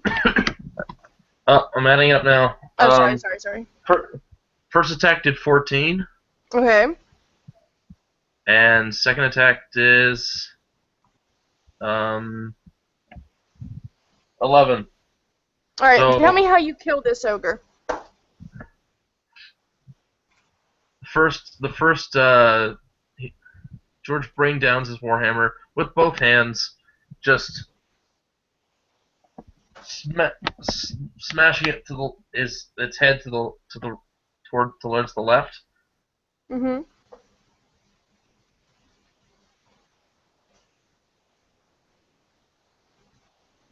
You smash it again to the right. Alright, so, this combination of back and forth smashing and the arrows in this guy's neck, his head comes flying right off. And just kind of swings off into the trees. And it's pretty gruesome.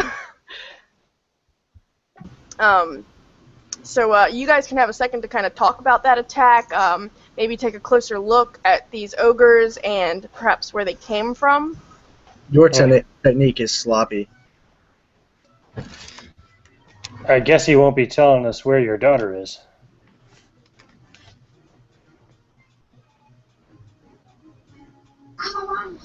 I land. I give you props for that attack. It was vicious. Yeah.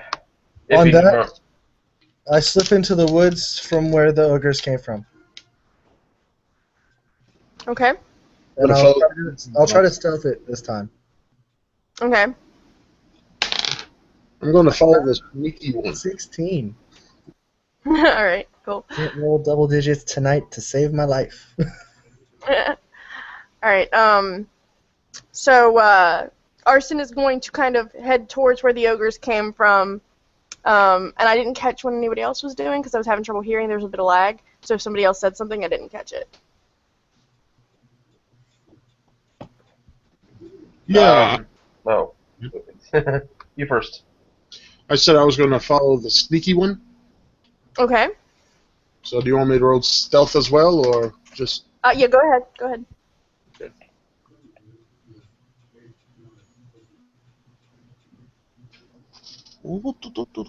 I go? He's rolling stealth real quick. Oh, sorry. But you can go ahead 22? and say what you're doing. All right. Yeah, he's stealth. George, as he's older, is going to be breathing heavily and coughing because he used a lot of energy in this fight. So he's going to be headed towards also where the ogres are going, but he's not going to be stealthy about it. He's just going to walk using his warhammer as a staff to like hold himself up. So is everybody wanting to kind of leave these ogres behind and head to where they were coming from? Or is somebody staying behind at all? McWobbles would like to get a finger on them, quite literally, and check out what kind of is going on with them. He couldn't figure out what was happening in all the ruckus with the fight, but now he has some time to investigate them a little bit more. Yeah, absolutely. And before anybody finds out what happens, we're going to take a quick potty break. So 3 minutes, 4 minutes, don't take too long, and be right back, okay? Potty time. I didn't even get to roll my stealth roll. That's a good or a bad. Kind of okay with you not rolling your stealth roll. I'm already noisy enough, and it's my job to be stealthy. So what you're saying is that I am stealthier than the stealth character right now. And you're judging me for being stealthy. Yeah. Hurtful. I don't judge. You non-bird characters all look the same to me. It's real hard to tell you guys apart. I mean, this one's short, this one's tall, this one's skinny. That's it. That's fair. So I'm not really much of a bird watcher. So since you have bird vision, right? Like, you can't see directly in front of you. You can only see the left and the right. Well, I actually have a list of stuff that would probably correspond quite well with actual bird-related issues. and maybe the option of becoming an owl-based bird character. And I was like, oh, wait, dark vision. But she goes, just for the dark vision. Just so, no shitting on party members, okay? Yeah. Well, when it happens, it happens. When you gotta go, you gotta go. Well, at least I'm flying now, so I'm kind of trying to keep above him, not below him. Yeah. You want to know how much gold I have? I just take more blood. So, prone, I can ranged weapons produce a disadvantage when the person. Yeah, if you're prone, you get you get attacked by ranged weapons. You should have an advantage since you're like not standing. But since you are up in the air, you should still have a good line of fire. But the rules don't really keep that in mind. The rules were written before they had Aarakocra as a playable race, so. Yeah. But yeah, the idea is if somebody's prone, range attacks are at disadvantage against them, but melee attacks are at advantage. Yeah. Before I forget, is someone gonna loot the ogres? Because that would be a really rookie mistake if we all just wandered off into the woods and left the ogres. Wouldn't be a checking rookie the ogres mistake. right now. I'm not a looter. It's more wanting to make sure there's nothing else around us. McWoobles was still there, like sticking his finger in him or something. So. Yeah. Yep. Check their weirdly deep ogre butts.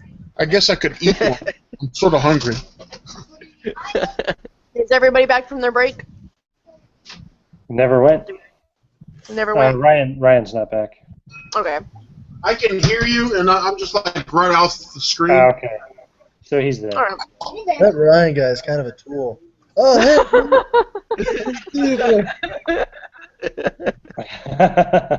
What about Luke? Is he there? Yeah, he's there. Okay, Yeah, cool. there. Everybody's here. All right. Cool. Oh my sorry. goodness. What? Oh no. Ryan has grown younger by the power of magic. By the power of magic. I would have said grade school, but I like it. Great. Oh, Chelsea, look out! There's a Wobbles. murderer. What? Ah, it's it's Ivan. He's going to backstab the dungeon master. Sneak attack. That attack hit.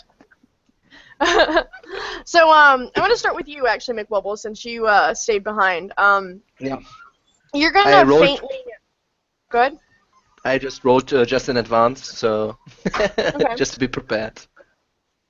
You had that 20 stacked up, ready to go. It's not a 20. It's that net 14 with I don't know what the modifier. So I'm feeling quite comfortable right now. Right.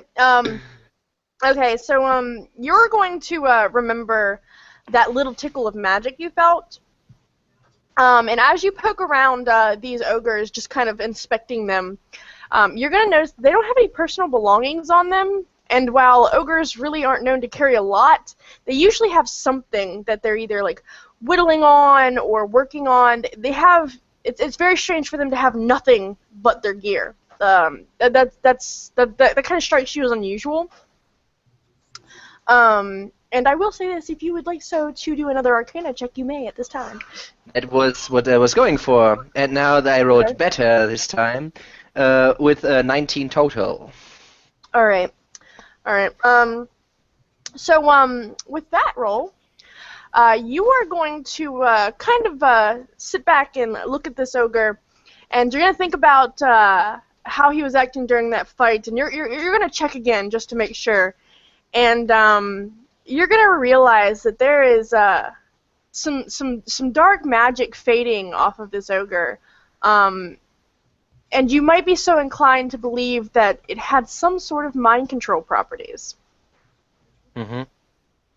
Okay. Okay. So I follow up with the other guys.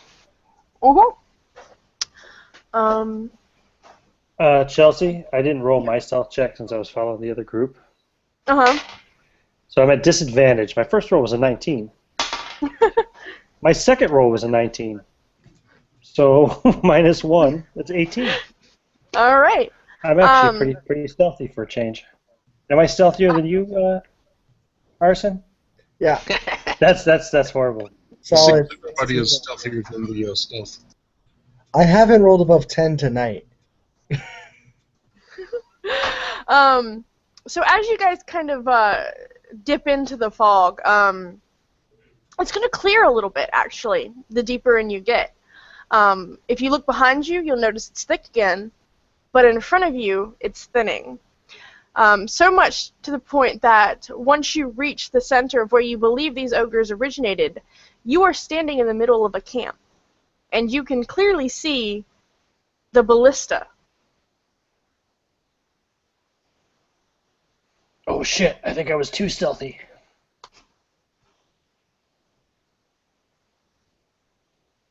Would you guys like to look around this camp, check out the ballista? You can safely assume as you look around, because it's kind of cleared up, it doesn't look like there's anybody else here. Okay. So right now we are deeper within the forest. Is this some kind of clearing or? All dibs. Where you were, basically, you had kind of stepped into the forest off of the merchant's path. You were not that deep. If you Okay. look, you can still see the city of Mar through the trees. You're not horribly deep in. Okay. Well, presuming you could actually see through the fog, you'd be able to see the city of Mar. How about that? I'm gonna go up to the ballista, check it out. All right. Is it massive? Is it like a big ogre ballista, or is it a normal sized Oh, ballista? it's definitely massive, and if you check this out, you might need to roll for this actually. Okay. Just roll a basic intelligence check for me. Oh yeah, I'm good at that. 4. 15. Oh, lovely. What was it? 15. It's a Okay. ballista. It's a ballista. You can safely assume after Arson pointed out earlier that this is most likely where the ballistic arrow came from and originated from. Uh, it looks to be in perfect working condition, and it is aimed directly at the city of Mar, around about where you think that the city walls collapsed. I'm gonna smash it. Okay. Start wrecking it. Dibs! I don't know if you So, want me to roll to smash it, but yeah, I just no, you start can smashing absolutely, you can just Just start absolutely choose smashing to the shit destroy out it. of it. Yeah. All right, so this ballista, I'm going to actually backtrack. There's about 2 of them. Do you want to destroy both of them? Oh well, yeah, but one at a Okay. time, of course. So. Okay, so you got to go through on a rampage and destroy these 2 ballista, and they're sitting in wooden and metal piles on the ground, just smashed up. And you're gonna kind of just turn back to your group, I guess, and do as you please. Was that really necessary? Seriously. I would think you wouldn't like ballistas. Well, let's try to find some markings on them now. Maybe there'll be signatures in the rubble. I mean, at some point we could have taken those back to Mar, Sold them. correct? Sold them, or I could have put them in my little tower, coffee table, whatever. It wouldn't matter. Why'd you have to destroy it? I'm eliminating the threat to the city. It's a dwarf, what you expect. So I would like to. You said the fog cleared a little bit around us here, right? Kind of a little bit of the You're able to look around you. Okay. Oh, sorry. Yeah, I would like to fly up with my stick a little bit and take a look at around the vicinity and see if there are like huge tracks from the monster which attacked Mar earlier. You're breaking up really bad for me. Is bad, Okay. Badly for anybody else? No, just you. I think we're probably going to lose you again. Is it me? Is it me? Because do you hear him fine? We Yeah. can hear you well, so if anything, it would be your Let me down. try dropping my bandwidth real quick. Okay. All right, because I think I can hear you now. Go ahead and say it again. Okay. So I would fly up a little bit and take a look around, and since the fog cleared, as you said, I would like to, or cleared a little bit at least, I would search or take a look out to see if there are any tracks from at the size of the monster or the beast that attacked Mar earlier. Right. You see no traces of this beast whatsoever. You can safely assume that there's some sort of foul play going on, being that there are no tracks, and if you remember back when you guys were looking around, you saw no tracks at the wall either. Okay. But as you fly up and take a look around, you will notice a path that is not the Merchant's Trail. It is a path that leads from the camp that you are in now towards, if you are familiar with the area, a place that you will know. If you are not, you won't know. So I am familiar with the area. As am I. And she's gone. And yeah, there she goes. Hi, I'm a ranger of this area now. I've never left Mars, so I feel like a mile outside the city, I should be pretty familiar with it. Yeah, I think I'm going to investigate the bolts, the ballista bolts, a little bit more closely. I want to see if there's anything else around the camp. Yeah, and then maybe an exit from the underground. That would be interesting as well. I guess I'll really just want to look at the tracks and whatnot. See, these ballista had to be pulled in from somewhere. Or the lumber to build them had to be. I mean, would they really build ballista right where they need them this far away? I mean, Depending on how big they are, might be easier. If they plan on leaving them here, why not? I think it would be interesting to find an exit from underground, maybe exiting the catacombs. That would be like very good input intel.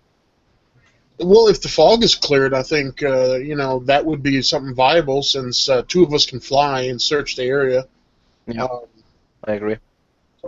When she comes back in, we may want to say that to her. Mm-hmm. Let's see where the second path leads to as well. Or any hole for that matter. Anything that can have something crawl out. It doesn't have to be something man-made, obviously, but. Mm-hmm. Agreed. Shame we don't have something like a walkie-talkie. Because now we have two rangeable characters that can stray away and also still stay somewhat safe at a very high altitude. Well, if you guys, if I'm looking at you when you speak, I can read your lips. Depending on how far we are, right? Yeah, well, if you come by within 30 feet and I look up, I'll be like, oh, they found something over there. I'm a bird. Shouldn't I be able to see like a mouse, walking around drunkenly from like 2 miles off or something? I don't think it quite works that way since you're a player character. It also depends on the class of the mouse.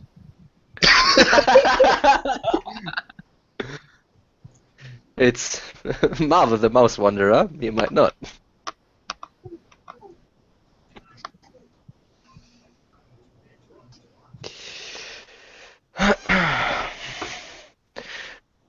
Well, there is foul play at work here. That much we know, right?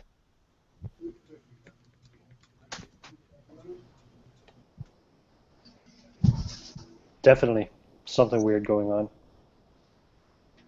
A giant monster that leaves no tracks. I bet you it's an illusion of some sort. Ogres attacking the city wall with ballista. Well, I do believe I saw tracks when I was investigating above ground earlier. I do remember that.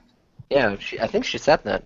Might need to clarify that. I apologize. I am so sorry, guys. It is literally only my Google doing this. It's fine. I I know, but I'm so sorry. I just wanted to clear something up real quick. Earlier you said there wasn't any tracks. Yeah. When you guys were looking around, you saw no sign of tracks of any kind of giant beast whatsoever. Okay. So that's in this area, but around the wall when I investigated. Around the wall too. Yeah, around the wall. No tracks. I thought you said that I didn't see tracks. Say one more time. When I was investigating around the wall, they went down below. Said I believe now that you said I did indeed find tracks, and that's why I ranged out further.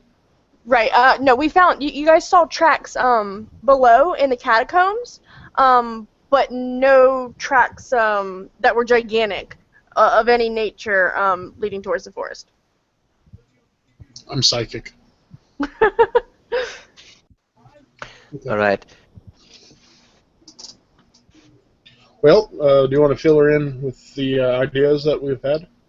Yeah, with the area, the second, maybe first we want to know where this place is. The second path leads, I think. So I was actually I don't know if you guys heard me, but you would need to do a knowledge local check to know where this path leads. Well, Knowledge local. That the skill that doesn't exist anymore? Oh, I'm sorry. I'm sorry. It's a history, maybe. I went to Pathfinder for a second in my brain. Yeah. Oh god. might be survival, might be history, depending on what I'm the sorry. origin is. It would be Maybe nature. Okay. Well. Mac Wobble says 17. Okay. So with that history check, you are going to realize kind of a dawn of remembrance is going to come across you as you look between where the path leads and back towards the city of Mar. And you're going to realize the direction that this path leads from the camp is towards the caves of Katagath. And you're also, at this point, going to remember that the caves of Katagath connect to the catacombs underneath the city. Okay, cool. Okay.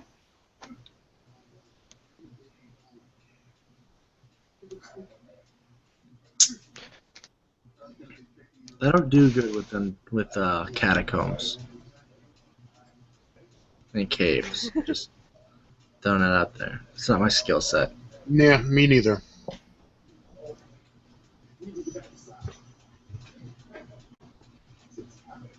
Well, what next? Well, we've. Go ahead. No, go ahead. I was just going to ponder. Okay. Well, I think we found some tracks underground from ogres, if he is right. and we found some ogres here. I think there were some kind of enchantment in place on them. Let's find who exited these catacombs and see if we can pick up the tracks again. He might exit it already. I thought they entered the catacombs, not exited the catacombs. I think the tracks led towards the forest from what we found. Yes, underground they did, correct. Yeah, underground they would lead towards the forest. Right. All right, well, let's go back to the cave then. Or you could just not to metagame you, but there's also a trail, just in case you forgot about it. Yeah, the trail in the woods, which is what leads to the caves. Yeah, that was what I was getting at. As I know that the catacombs lead to the caves, I presume that they might be there. That's what I was getting at. All right. As we're headed down the trail, do we see just ogre footprints, or do we see ogre footprints and the other animals that we had seen in the catacombs? Would you like to roll to investigate the area to see? Sure. I'll give you nothing for free, good sir. Nothing. Before we travel down the trail, I'll drag the ogre's bodies into the woods and try to hide them as best I can. Cover up the blood, whatnot. Yeah, absolutely. That would be with nature or perception? That would nature. Or investigation. Yeah. Yeah, because you're looking for tracks, so investigation. Investigation. But I would take nature as well. That's all right. It's the same bonus. That'd be 9. Ooh. So if you take another look around, you are going to see smaller footprints, but you're really not going to really know much about it or what it is or anything along those lines. I blame my old eyesight.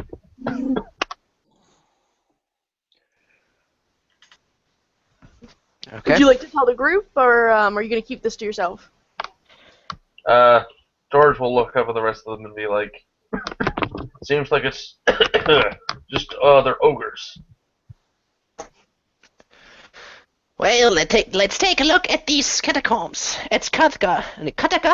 Katagath? The caves, yes. Alright, so would you guys like to move down the trail towards the caves after, of course, Arson hides the ogre bodies? Everybody in agreement? He's probably going to need some help because the ogres are pretty heavy, so Yeah, I'll help they're him pretty with massive. the bodies. Alright. And I'll probably utter a quick prayer over them anyway. Okay.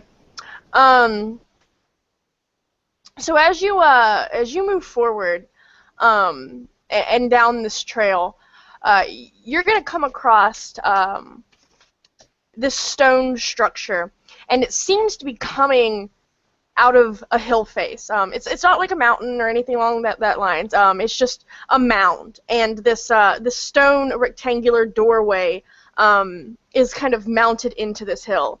And you can see that there are very old, moss-covered steps that lead down.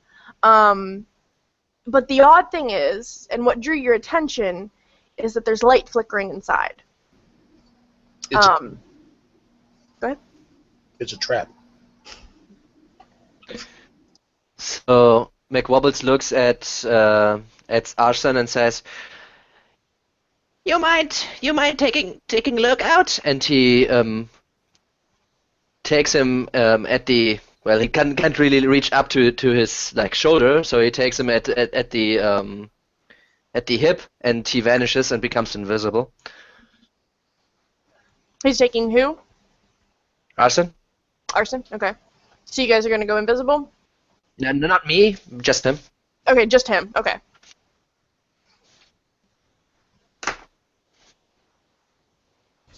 I'll go take a look for you. I will approach the giant stone stairs, very carefully searching for traps on my way up. Okay.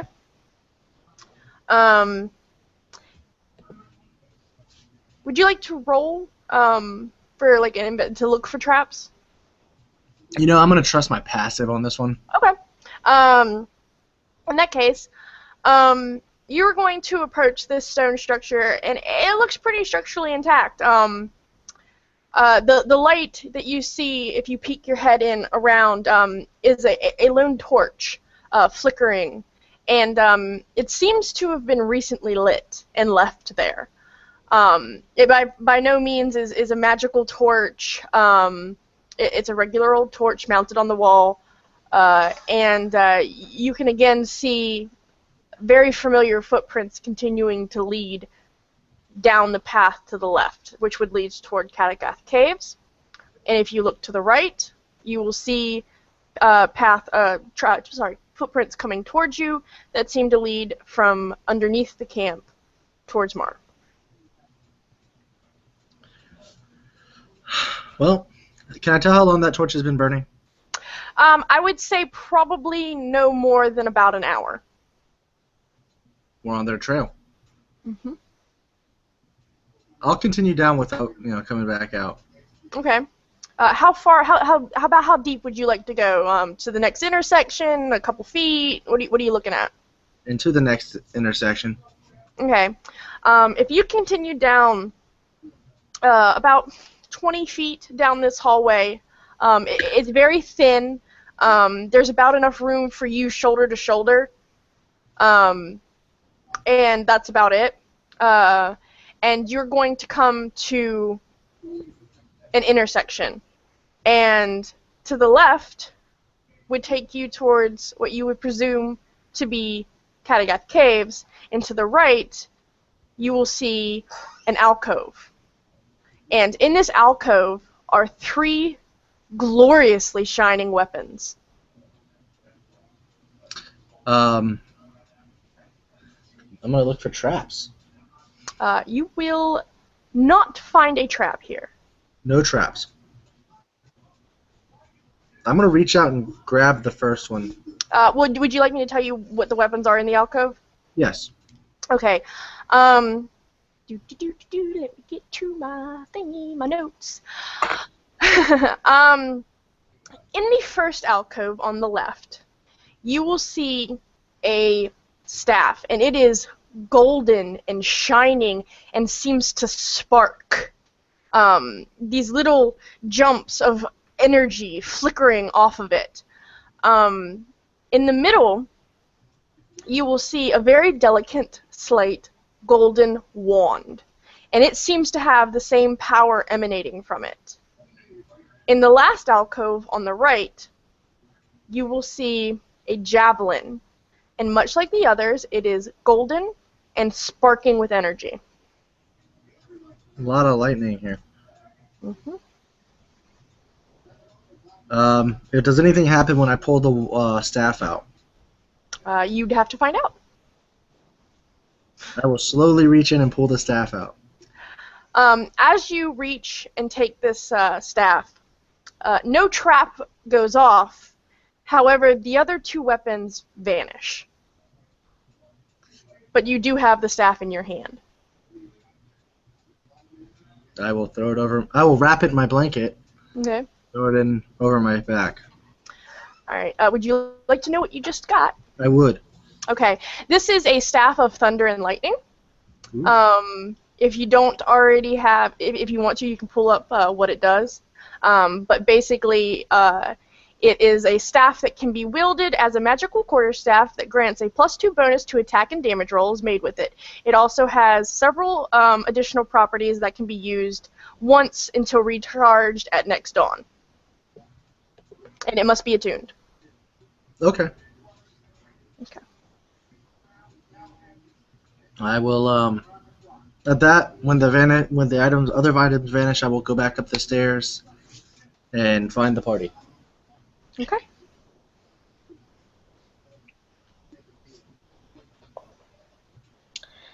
Durgan is leaning against a tree, his eyes closed, occasionally a little.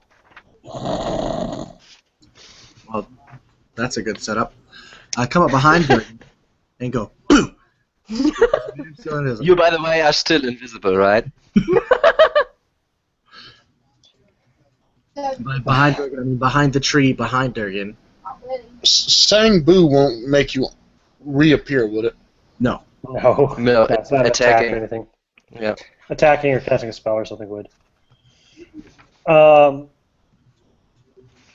Okay, yeah, I just jump up and start. What? Reach for my hammer.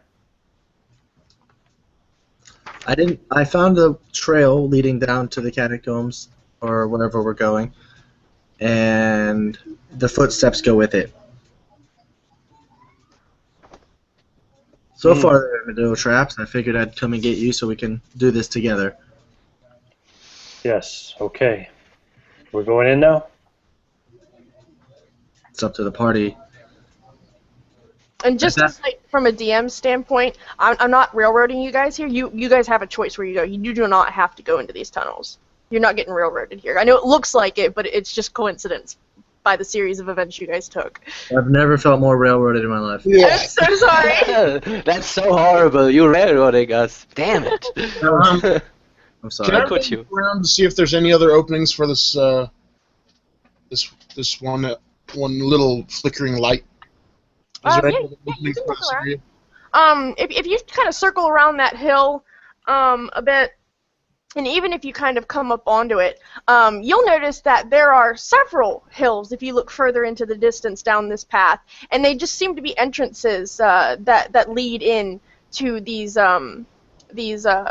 tunnels. And you can assume very safely, since you already know that they're catacombs, that this was just kind of the way that the people kind of came in to pay their respects to the dead.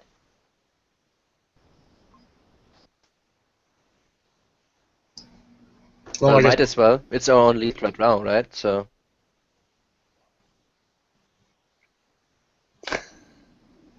I suddenly have a hankering for ice cream. Return to the Gather, group. Luke. Tell them what I found, obviously. Okay.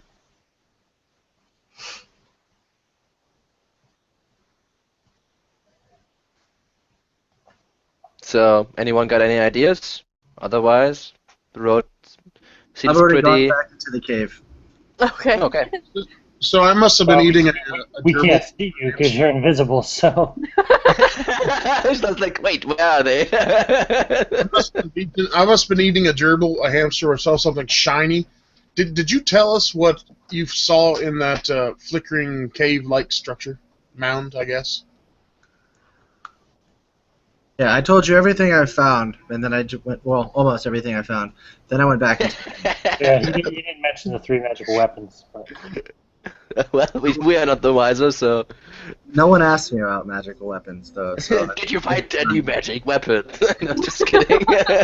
So, That's got to be our, what we have to do to ask him every time he goes into somewhere. It's, did you find anything good? so What'd you take? I want my cup. let's go into the cave then. the answer will always be no. Rush in that direction. Okay, to the caves. I don't know, but I will follow you guys since I'm a little bit of chicken staying here by myself. Alright, so if you guys venture into these caves, nothing seems to be out of sorts, besides the fact that they look very much recently used. You see this continuation of tracks. You see these torches kind of left behind along the way, and it's definitely lit up from torch to torch, enough to see. We should unlight them as we pass, so show we know where we came from. It's just a thought. I've got a better idea. I got this sack of baubles. Let's place baubles. It's not as obvious. So McWobbles would continue to pull out a bauble at a time and lay it under each of the torches. Okay. I look at Kaijin and I say, who the hell carries a sack of baubles around? Alright, so if you guys keep continuing down this path, it's fairly straightforward.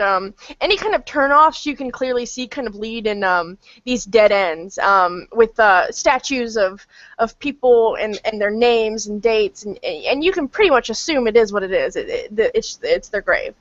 Hey, I found chalk. Picture the labyrinth. You draw a little arrow, something moves it, turns the arrow. So all the little turnoffs end in dead ends? They're leading. They dip back to the right, into these little alcoves, and there's statues of people, or there's written out stones with like memorials and dates and things along the lines, and they look pretty fairly straightforward. And if you every once in a while on the left, you will pass an opening to the outside path. So like at any given time, you can step out every couple hundred feet and see your surroundings. But eventually, at one point, as you travel down this path, you can tell that the light has faded outside, and you are now relying solely on torchlight. It's getting fairly late. You have traveled quite the distance, and you're all probably feeling very tired about now. Hours are passing as you pass, alcove after alcove after alcove, until you reach a fork, and you'll notice that there are no more entrances and there are no more alcoves, and there haven't been for a little while. And you are now. Are there fairly, still the trails on the ground? Yeah, the tracks are definitely still there. And the track and the fork, they split up, or they kind of go one way? Alright, so when you reach this T-junction, they're going to turn left, and there will be, you can't really see all the way down. And to the right, you can see pretty far down, and it just looks to be another straight path. Well, obviously we should go to the left. The tracks go this way. Go on. I'm assuming I'm visible again. Ka-chunk. If more than Hours 1 hour have passed, yeah, then Yeah, you're visible. hours have passed, yeah. Okay then. So would you guys like to go left? Yes. The tunnel, the other tunnel where we can barely see down it. Well, the other tunnel we could see really far down it. Yeah, if you go right, you can see pretty far down there, and it just looks to keep going, like, for a long way. To the right, it's really dark, and the trail is leading that way. All right. I'd like to cast dancing lights down that way. Okay. What does dancing lights do? Does it shoot them out that way, or is it I can create up to 4 torch-sized lights within range. okay with the range? 120 feet. Okay. If you cast that, you will be able to see the end of this tunnel. However, there is something, and you can't make it out at this distance, but there is something written on the wall at the end. What language is it in? You can't see that far. Oh. I approach it. What language is it? If it says turn around, I'm leaving. Wrong turn. Okay. Just you, or would everybody like to go up there? Hey, what is it? Oh, never mind. No, I'll go with him. Okay. As will George. I fear no evil. I'll keep a little bit farther to the back, but I'll follow in a good 20-25 feet behind them. Okay. How long does that dancing lights last? Does it last for a while, or? A minute. 8 minutes? A minute. Oh, a minute. Okay. As you reach this wall of text, the lights are going to fade, and you're going to be submerged in the darkness. I have dark That's vision. not, Is that that's not trouble. I can just cast a light. Just a glimmering green light appears at above the ceiling in front of this tablet, or what it is. Okay. As you all reach this tablet, you'll see the words shimmer across the surface of the stone. And what once was kind of an odd-looking language that I'm fairly certain none of you would know. I know Common, Elvish, Undercommon, Gnomish, Halfling, Dwarven, and Thieves' Cant. Jesus. Let me check real quick. Let me double check that. I think he I covered all know the languages. halfling. I got like 5 languages. Okay, you wouldn't. You would not know this language. But as you approach it, it shimmers and becomes common. And you will feel this wind push at your backs. What would you like to do? Like pushing us towards this writing? Yeah, it would push you towards the writing. What does it say? The writing will say, what runs around the city but never moves. And then it'll shift and glimmer again and change. And it'll say, what is it that you break every time you try to name it? And then again, it'll shiver and change, and it once more change, and it will say, what turns everything around but does not move? And this wind will again gush up behind you. Was it Orin? It's common River, at this point. Prior. Orin? Huh? River, the unknown, and what was the last one? What turns without moving? What turns everything around but does not move. A mirror. Okay. A voice will appear behind you. And you will see, if you choose to turn around, this inky shadow. And it opens up its arms, and it has these long, flowing wisps of a robe, or what would resemble a robe, peer out, and it blocks your vision past him back into the tunnel. And he will say, ah yes, Amir, such a classic, I should know. But what is it that you break every time you try to name it? The unknown. Silence. Silence, yeah. Silence. Very well. What runs around the city, but never moves? A wall. Ah, very good. And you'll realize at this moment that his robes are acting like a mirror at this point. As you finish answering his questions, it will shimmer and change and reflect the wall behind you. And where those riddles once lay is now reflected a door. I cast Turn Undead. No, Turn I'm just Undead. kidding. I'm just kidding.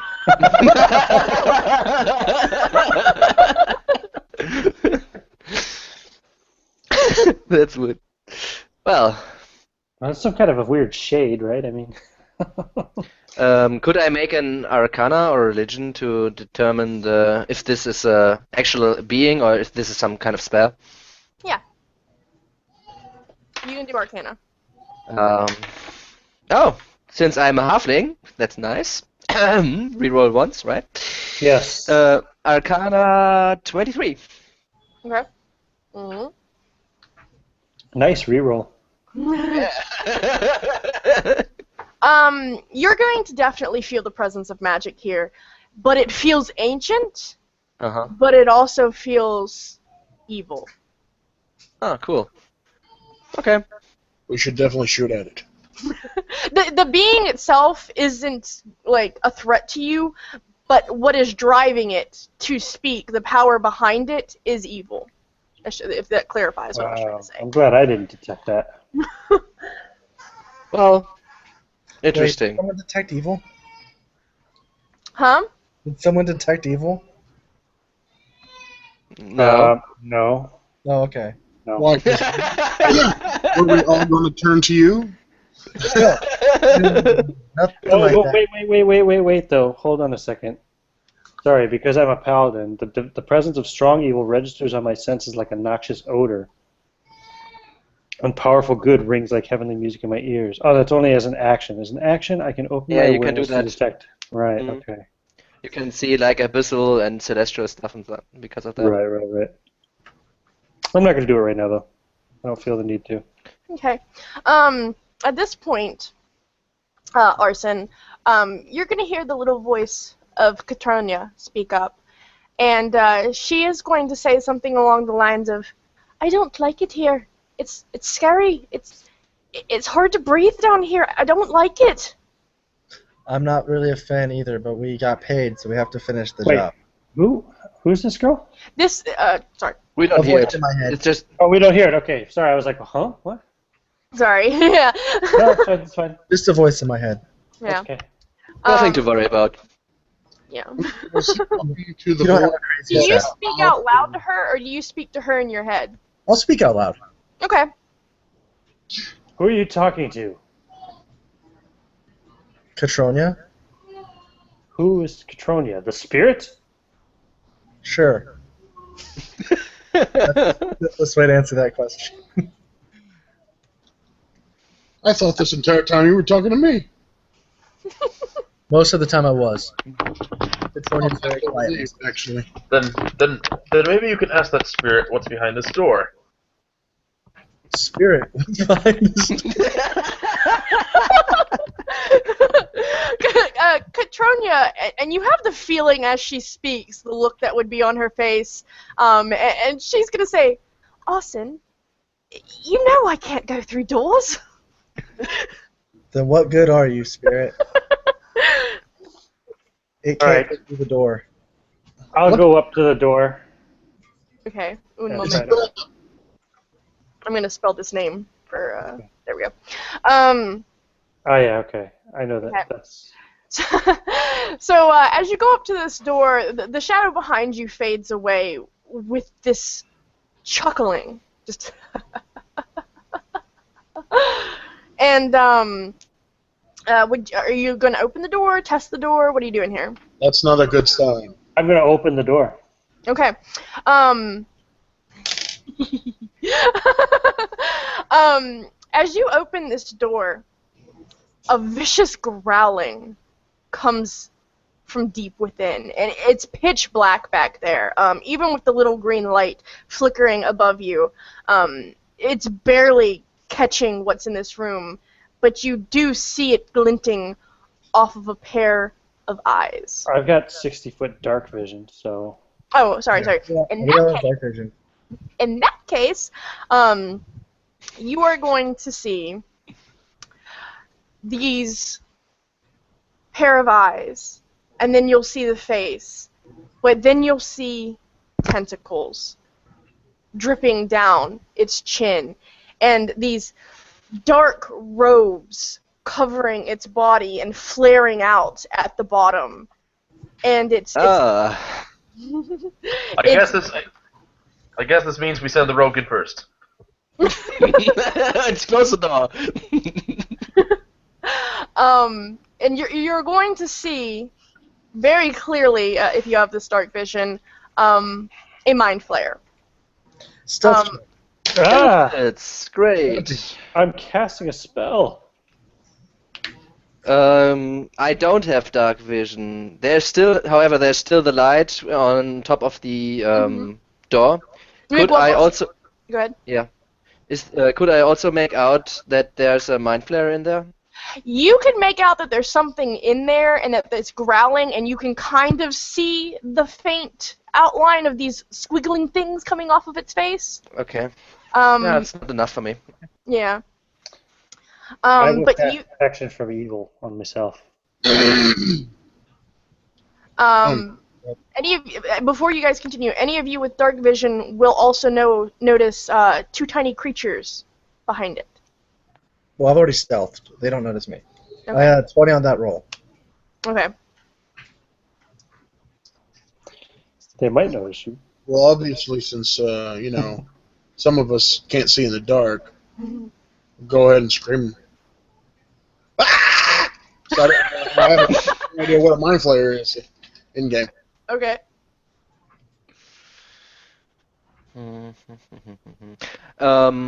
I would cast another light, just atop of the squiggly things I can see. Okay. Another dark green light appears in this Oh, they're cavern gonna or love room. you.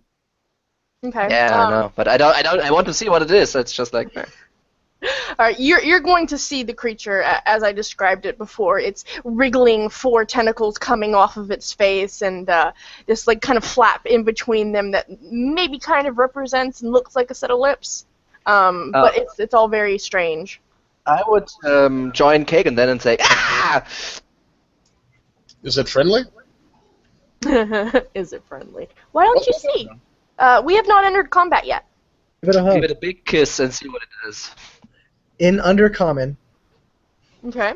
I say, are you the one that created the riddle? At this point, the Mind Flayer looks up, and he does not speak. And Evan, you're going to have to choose at this point because of your ring, if you can hear what is about to happen. Nope. Nope. I'm Okay. thinking in my head. Okay. The rest of you, however, will hear this voice in your head. And he will say, "You have followed me. Not smart. You might have been smart enough to pass my door, but you will not be smart enough to pass me." Guys, I think he's mute. He's definitely not mute, but I have no idea what he's talking about. Yeah, this is an undercommon, so if you don't understand undercommon, you ain't hearing it. Oh, so I'm totally... Oh, I don't understand a word then, what he just said. If he just... Yeah.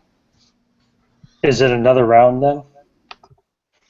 We still have not entered combat. He has not initiated combat on you. Okay, so next, and after I finish casting Protection from Evil, I'm going to cast Crusader's Mantle. Okay. Do you know where his daughter is? Are you going to choose to listen to him? Where's my daughter? Yeah. Well, I'm gonna ask him again in common or undercommon. Okay. Are you listening though? Because I'll listen. can you this ring? time. I'll Okay. In your head, he says, "The little girl? Well, of course I have her. Why wouldn't I? Can I we never... wanted you here." We all hear that too? If you understand undercommon in your head. I do. Okay. Don't understand a single thing he's saying. I'm going to shoot him. I recommend it. George, do you understand him? No, I don't speak undercommon. He has your daughter. Okay. What?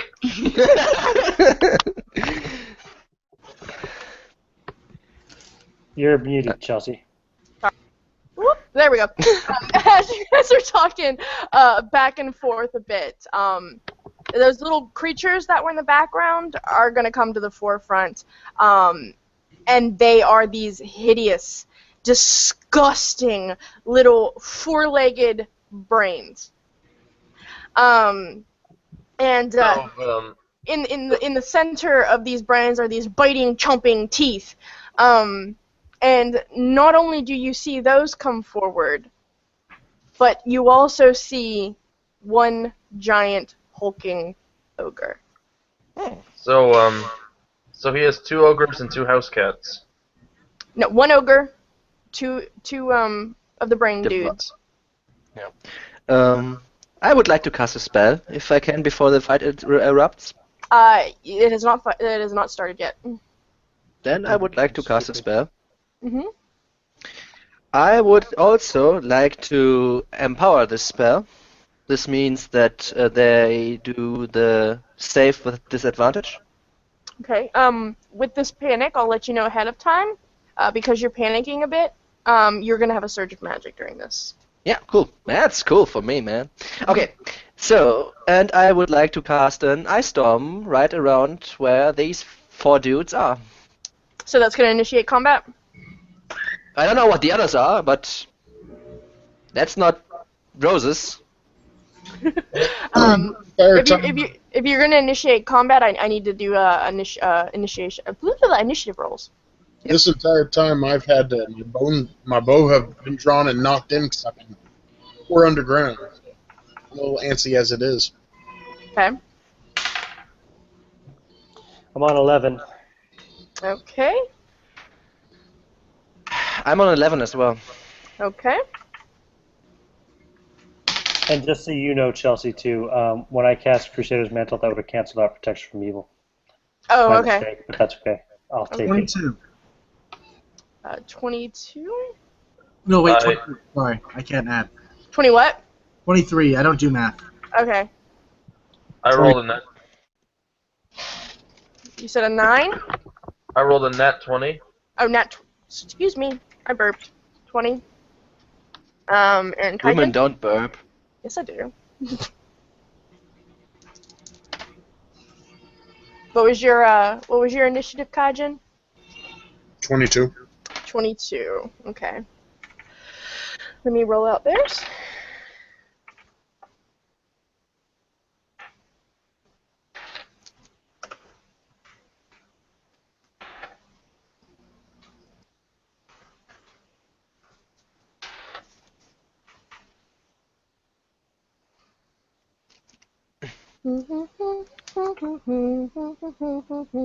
Sorry, one second. I have to label it or I'll lose track. And the ogre. Alright. So, you rolled a nat 20, George, but so did my mind flayer. And he's actually gonna take the first actual combat turn after Mick Wubble's ice storm hits. And what does that ice storm do exactly? Okay, so like a blizzard appears around the area where they are. Do you want me to tell you how big this actually is? It's 20 feet radius. Okay. So if I can hit everyone, it's 40 feet diameter, right? So this thing appears, and a blizzard comes down, and the ground kind of starts to ice a little bit. So it's getting difficult terrain rule-wise. And these icicles hit everything that is standing there or not standing there. Okay. And they, as I said, I heightened, it's not empowered, it's heightened the spell, so they can make a dex save with disadvantage due to the heightenedness. And if they fail, they take 36 damage, everyone, in the thing. Okay, including friendlies? Everything that is in there. I try to not hit not friendlies, that's why I started with that. Okay, and what was the range of it? 20 feet radius. 20 feet radius, okay. But it's not. I can send it like, I don't know how far the range is. I would try to not hit anyone from mine people before they jump in. If I get the drop on them, that's why I started with that. Okay, if you center it on the ogre, you will hit all the enemies and miss your friendlies. Okay. Okay, so everybody in that needs to do a dexterity saving throw? With disadvantage, correct. With disadvantage, alright. And what's the save? 15. Okay.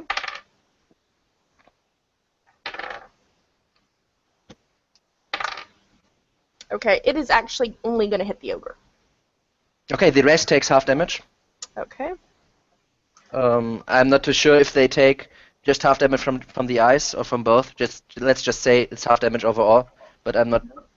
I can get back to that later to tell you. And I roll my magic search. Let's see what happens. So it's a 70, which each creature within 30 feet radius of you becomes invisible for the next minute. The invisibility ends on a creature when it attacks or casts a spell. So now I guess everyone is invisible at 30 feet around me. Okay. Maybe my friends, maybe some of them as well. Okay, and your ice storm, it did how much damage on the hit for non-save? Non-save is 36. And the rest are half, right? The rest is half. I will take a second look if what is halved actually. Let me see. It seems to be just the cold damage. So a successful save would be 22. Yeah, 22. Okay. 1 second, let me do all the damage for these guys. And it's difficult terrain where the blizzard went.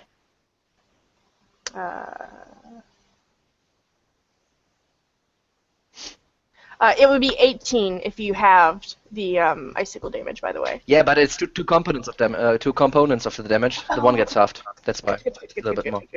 Okay, cool. So the effect of this is that the two little briny brain creatures just get pelted, and shards of ice just completely disintegrate their bodies, and they kind of fall into these puddly, gooey messes on the floor. The ogre is hit pretty hard, but is pretty rock solid at this point, all things considered.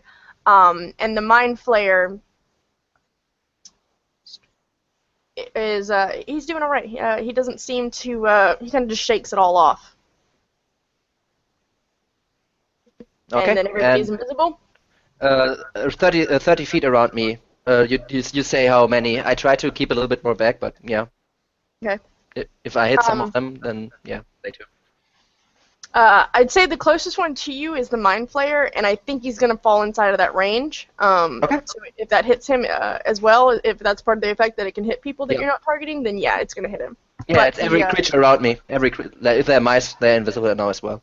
Okay, but the org in the back, you can still clearly see. Okay. And then I try to get away from my friends to do what they do. So you're going to back up. The Mind Flayer's invisible now? Yeah, the Mind Flayer's invisible now. Oops. I shut the door. But you are also invisible. We all should be invisible now. Yeah, the whole party, all the good guys are invisible. And Arson too. You do realize I'm shooting a bow here. If you guys get skewered, it's not my fault.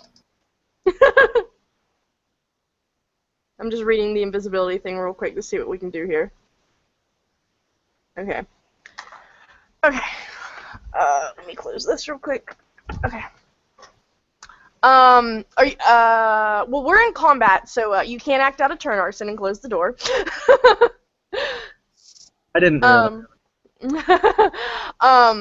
So the Mind Flayer is going to come up first, and it says Spell Sense. Hold on 1 second.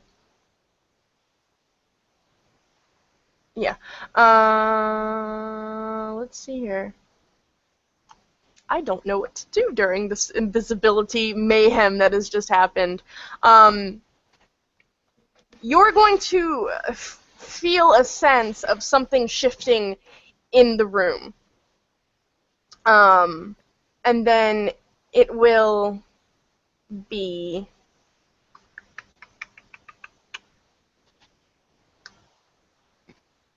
Kajin's turn. So I could close the door. You could close the door. You also still see the ogre, right? Yeah, you still see the ogre. So we're looking through a door, Mm-hmm.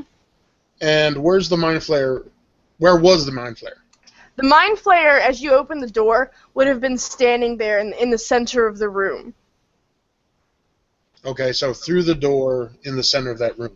Mm-hmm. And the ogre was behind it, and the two brain cat thingies were being pelted. And they're dead. They're a mushy goo on the floor. Fantastic. I'm just going to close the door. Okay. Because I can't see them. Okay. Let's see here. Ooh, I lied. It was actually Evan's turn, but we'll go to Evan next. Well, since the door is shut now, Mm-hmm. I will hold my action on the other side of the door, and the very first thing that opens it gets stabbed in the face. Okay. Does getting stabbed break invisibility? Yes. Yes, it would to break invisibility, but I'd still get the sneak attack. Okay. Getting stabbed, but stabbing does. Okay, that works. Okay, that works. So that's what Evan's doing? Am I invisible still since I just took an action for closing the door? You should be. Mm-hmm. It's Yeah. casting or attacking. Yeah. Okay. So following Evan's turn, it is Luke's turn. George, what are you doing? You have my daughter! And he is going to cast, what is it? Which is better? Let's try Hold Monster on the Mind Flayer. Okay. But the door is closed. The door's shut. Yeah, the door's closed. Oh, I thought we were inside. No. You can kick it open if you want. You get a free interaction with an object. Oh, I don't recommend that. Well, you could hold your action to be totally blunt. He's got your daughter, dude. Yeah, man. And you're invisible, if you didn't realize that. Can You I just- can I still open the door? You can do Yeah, whatever you of want to. So right after he closes the door, I open the door again. Okay.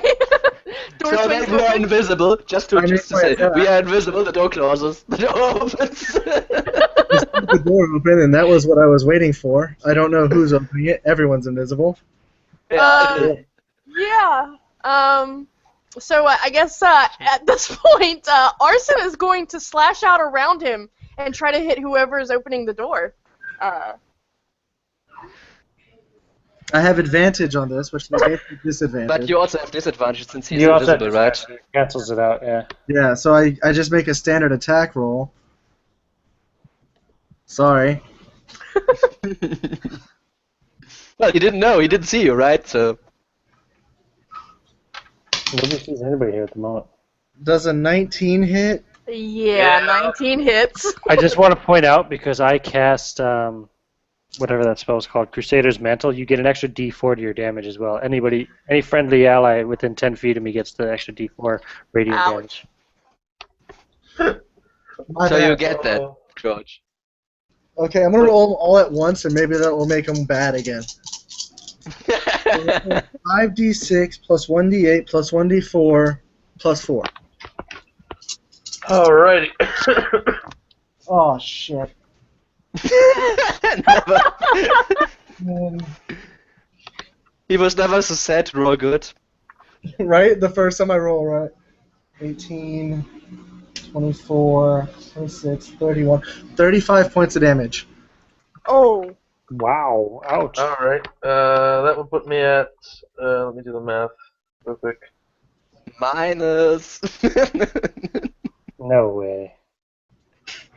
Just kidding. I'm at 81 HP. Holy shit. That guy's a tank. And now Alright. Arson is visible. Did I not roll? Wait.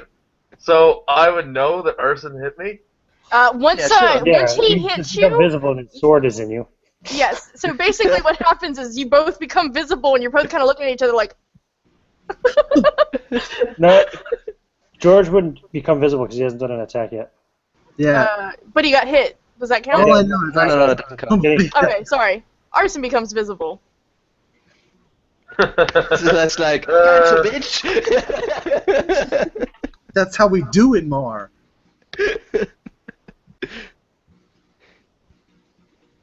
Okay. If you open the door, you still get the rest of your turn, George. You Yeah, can move, yeah. attack. Yeah, you can cast, move, whatever. Hit him. Oh, I know what I'm doing. Where is that spell?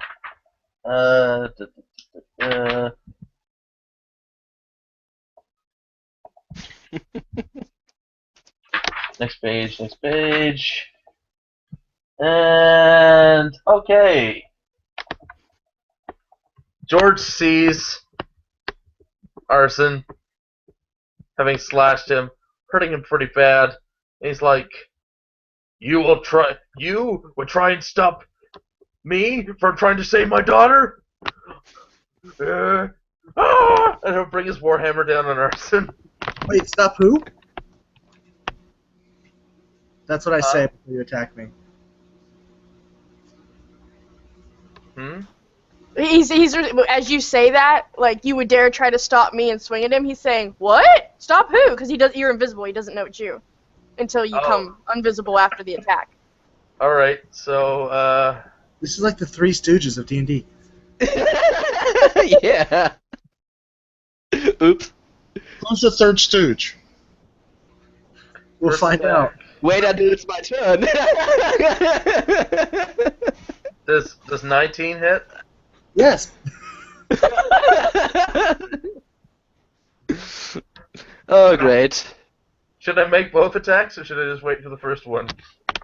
It's not to It's you. up to you. Yeah, you might see like, oh, what did I do? It's up to you. He only attacked me once. As you crush me. He only hit me once, so I'll only hit him once. It's only fair. So that would be 12 damage. Ow. And you can move and still get your second attack. Yeah. You don't see the Oh. illithid though. You don't see the illithid though. No, You can't just see it. the ogre. Oh, the ogre. Yeah. Okay. What a fucking mess this What? is. Wait, so Oh, wait. Add an extra D4 to your attack, by the way. Oh, yeah, that's right. Sorry. Thanks. add another 2 to that. There you go. So 14 total. Alright. Why wouldn't I see the mind flayer? He's He's invisible. invisible as well. God damn it! You just hit me again out of anger. Whack-a-mole. Oof. Would I know he's invisible or? Yes. Yeah. Yeah, you saw him disappear. You saw him disappear. All right. In that case, I will cast. I will cast locate creature, mind flare. Okay. Or whatever we saw. Well, I technically guess- speaking, you can't do that because you already took your attack. So you have to finish your attack action. Attack is your action for the Oh, round. okay. Do you know what I mean? Right. You get 2 attacks as part of your attack action. But yeah. Okay. Sorry, What? not to be a rules lawyer, but It's okay. So if I moved, I could hit only the ogre. the ogre. Okay. Then I'll- No, you wouldn't be able to hit the ogre. The ogre's still pretty far back in the room. You'd have to move probably about 30, 35 feet. So if you can do that and hit, sure. Well, you might as well hit the assassin again then. Sure. Why not? I really don't like that idea. I don't have much health.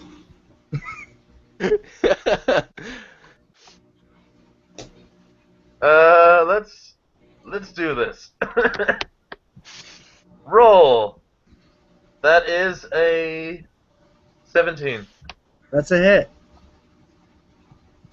And damage is 12 again, Plus D4. plus a d4. You know I'm likely to kill you now. 14 damage again. And if you guys wouldn't mind, don't announce your health totals. Oh, okay. It just kind of helps, with the role play. My I HP don't- is undeterminate number. Okay. Yeah. I don't like it when the GM laughs. All right. So, Arson, are you still standing? Oh, I'm standing. Okay. I don't look pretty. Okay. You're getting kind of fucked up. Okay. Disclaimer: language in this session. Okay. So, as he completes his turn, we are going to move right along to McWubbles. So, I see 2 of my guys hitting each other. You don't see Mind Flayer and I just see the ogre, right? Right. Is there still the light in the middle of the room where the illithid stood? It's persisting. Is there another exit that I can see out of the... It's dark beyond the ogre, even with the light. Okay, I'd cast Blink on myself. I don't know if I can use it right away, but it should be able to use it right away. So I'll see if it does work. It does work, so I disappear and get onto the ethereal plane, and I can appear in the vicinity next round. And other than that, I'm still invisible, and now I'm ethereal as well. So come at me, bro. Alrighty then. Following McWubbles is Durgan. Oh, Durgan's torn. Having seen the shenanigans going on between the 2 party members, I'm just trying to decide. No, definitely that was an accident. I'm gonna just scold them, say, "You idiots! What are you fighting each other for?" And how far away is the ogre? The ogre's about 35 feet away. Okay, and Deep into the room. The mind flayer, before it disappeared, was kind of in front of him, right? Yeah, by about 10 feet. So, god damn it, I'm wasting spells left, right, and center here, but that's okay. I think this is a bonus action. Yes, it is a bonus action. I cast Branding Smite, which is another concentration spell, so I lose my Crusader's Mantle. Okay. Branding Smite is a second level, okay. It's my first second level, good. Okay, and I'm going to charge in and swing roundabout where I think the Mind Flare was last time I knew anyway. So I roll a disadvantage, right? Mm-hmm. Because he's invisible. So that's a 16, and that's a 10. That's the lowest, is a 10, so 10 plus You're 8. charging into the room at this point? Yeah, I'm running in trying to... Well, before you do your attack, you're gonna go face first into something. Oh, Yeah. okay. Right past the door. Like, as you get past the door frame, boom, you run into something, and it feels really solid. But you can't see it. So I hit it with my hammer then. It's invisible, so I got an 18 with the... 18, that is a hit. Okay, so, damn, there goes my Branding Smite. So that's a D8 plus 6. I forgot I get an extra plus 2 because I have the dueling style. So, next time you hit a creature, is it a creature what I just hit? Well, can you answer that question for me? I'm familiar with a creature, right? Well, whatever I ran into, I'm just saying. Was it a creature? Yeah. It's not like an invisible wall. It's a creature. Yeah, okay, If you're sorry. a creature with a weapon attack, then the weapon gleams with astral radiance as you strike. Attack deals an extra 2d6 radiant damage to the target, which becomes visible if it's invisible, and the target then sheds dim light in a 5-foot radius and cannot become invisible until the spell ends. So that's a d8 plus 2d6, and then plus my modifiers, which is 6. Okay, that's 10, 14, 20 points of damage. And whatever it is becomes visible and starts to radiate, radiant light. Okay. You said how much damage? 20. So 7 of that was for the radiant damage, and the other 13 were regular weapon damage. Okay. Alrighty. And and I get a second attack, sorry. Oh, okay. I have extra attack. So what is it now? It's become visible. The creature that you saw once before has returned to vision, its tentacles lashing about. The Mind Flare, okay, good. Well, then I'll hit him again. He's no longer at disadvantage. That's a 16 plus 8 is 24. And this just does the regular d8 damage. So 2 plus 6, 8 points of damage with my second swing. Alright. Found him, boys! Thanks!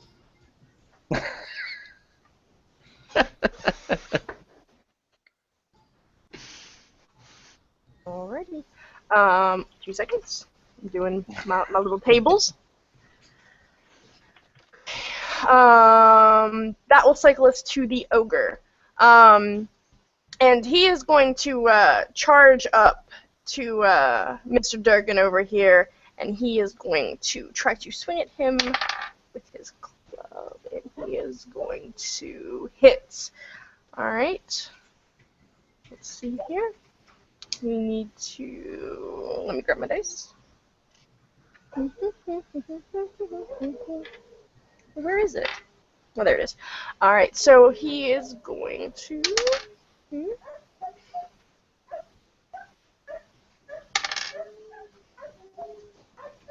Okay, he's gonna hit you for 9 damage. So this great club comes swinging and just knocks you in the jaw. You're muted, Ian? Oh, sorry, I mean, ouch. Okay, 9 points damage. Hold on a second, though. That's reduced by 3 because I have heavy armor master, so it takes 6 of that. Okay. Actually, it didn't really even hurt. At this point, after the ogre takes his turn and hits Durgan, you see farther back in the shadows a second one of these tentacle creatures come forward. And it seems rather ticked off that its buddy is hurting. and it kind of comes rushing forward, but it can't quite reach you yet, Durgan, but it's just on the fringe. After that, the original Mind Flayer, who is taking a pretty large hurting, is kind of gripping his stomach, and his tentacles are fluffing up as he coughs out a bit of this like inky blood, and he is going to swing at you, Durgan, since you are directly in front of you, and he is going to do that. Okay. No, that's what I got all this armor for. Yeah. Okay, and he gets a. I'm armor class 19. Okay. That is still a hit, no matter what. Hold on, my D10's missing. Oh, there it is. Oh, you're lucky.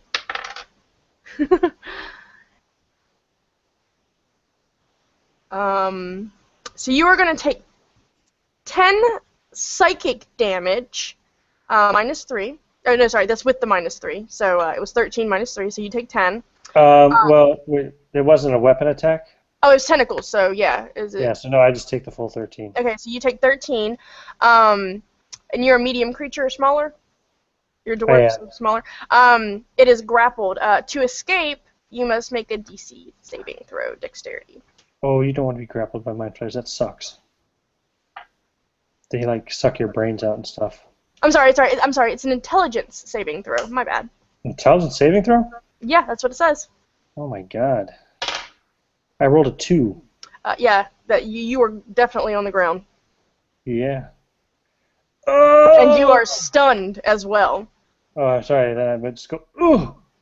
Yeah, you're stunned until the grapple ends. And that will take us to Arson with an initiative of 23. I believe. If I'm not going completely senile. I was going to say, I need to make a concentration check to maintain my spell, but Okay. but I suppose if I'm stunned, then my spell just ends, right? I believe so. So he's no longer glowing. Okay. He's in the doorway, right? Yeah, this one is at the doorway. There's an ogre piled up, and I don't think you guys can actually see, because there is such a mass, the other Mind Flayer behind them. Well, I will stab the one grappling Durgan. Okay. And would I be considered getting advantage on this because he's grappling? I'm not sure, actually. Grappling. Using you have multiple attacks. A grappled creature when you move. You get It doesn't say it in the grapple itself. If he's engaged with one of your enemies, you get advantage, but he's not really engaged because I'm stunned. Yeah. You know what I mean? So he's kind of just hovering over him, and the guy's stunned. I'm sorry to say, but... Where's my secret dice? Oh, back to the page. Secret attack, once per turn, make an extra You don't need advantage on the roll if another enemy is within 5 feet of the target. I don't think it does. It still count if he's stunned. That usually cancels that out. But let the DM roll. What do you think, Chelsea? I'm sorry, what did he say? I didn't quite hear him, because... You don't need advantage on an attack roll to use sneak attack if another enemy of the target is within 5 feet of it. I'm definitely going to say this is not a sneak attack in any way, shape, or form. Like, this guy's perfectly aware of what's going on. You're visible, and you haven't flanked him in any way, shape, or form. Well, then my damage is going to be a lot less. Yeah, I'm sorry. It's good, because I have a plan for this. Does an 18 hit him? An 18 hits.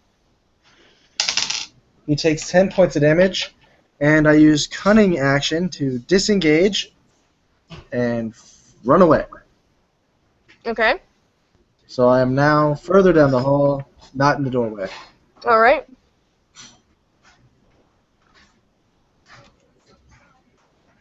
That will take us to Kaijin. So what we're looking at is at the doorway. I'm guessing it's a normal-sized doorway. Yeah, normal-sized doorway. So we see a Mind Flayer, hovering over a fallen dwarf who is essentially batting at tentacles, and a huge mass of ogre behind the mind flayer. Yeah. And he's not batting the tentacles. He's kind of just pinned. He Okay. can't move. And I guess I'll just shoot him. Okay. So let's see if I can hit it. Let's see if I can hit something not too far away. It's like the barn door syndrome. Let's see. 18.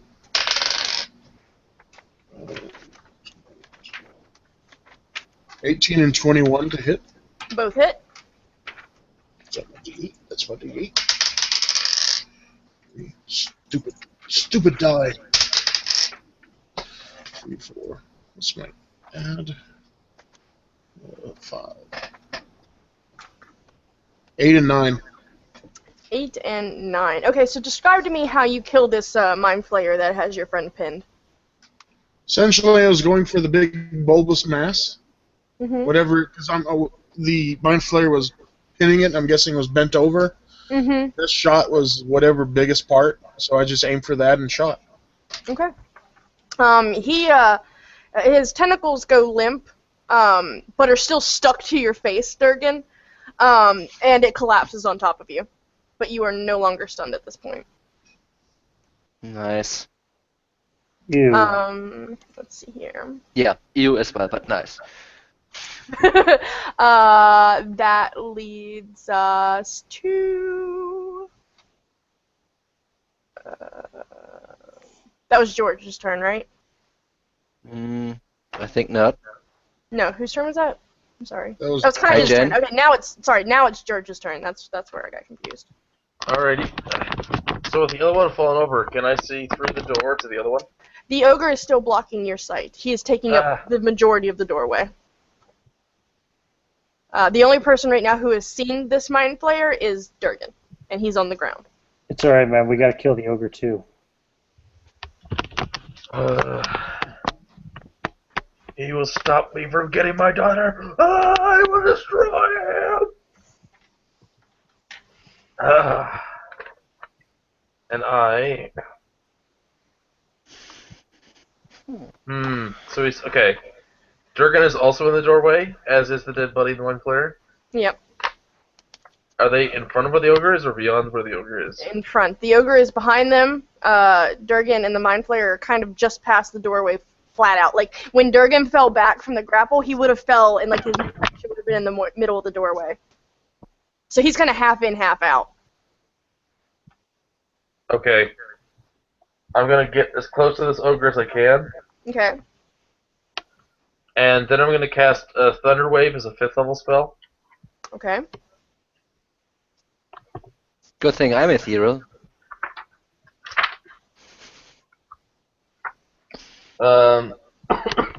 So that will be.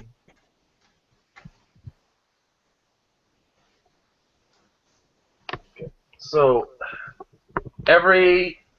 each creature in a 15-foot cube originating from me has to make a Constitution saving throw.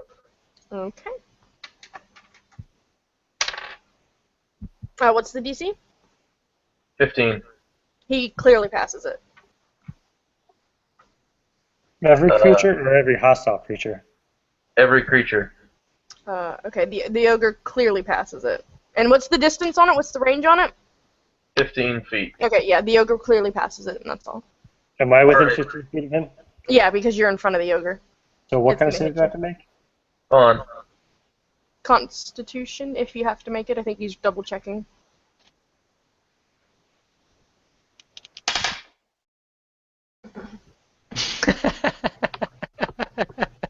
There's McWobbles in front of him as well. I'm ethereal. Okay, is Arson in front of him? No, I fled down the hallway. Oh, that's right, you did. So we have to make it, yeah? How funny would it be if George killed me, though? Like, how... like, Well, what did he use? What spell was it? Thunder Wave. Oh, yeah, I think we do have to use it then, yeah. Yeah. I failed.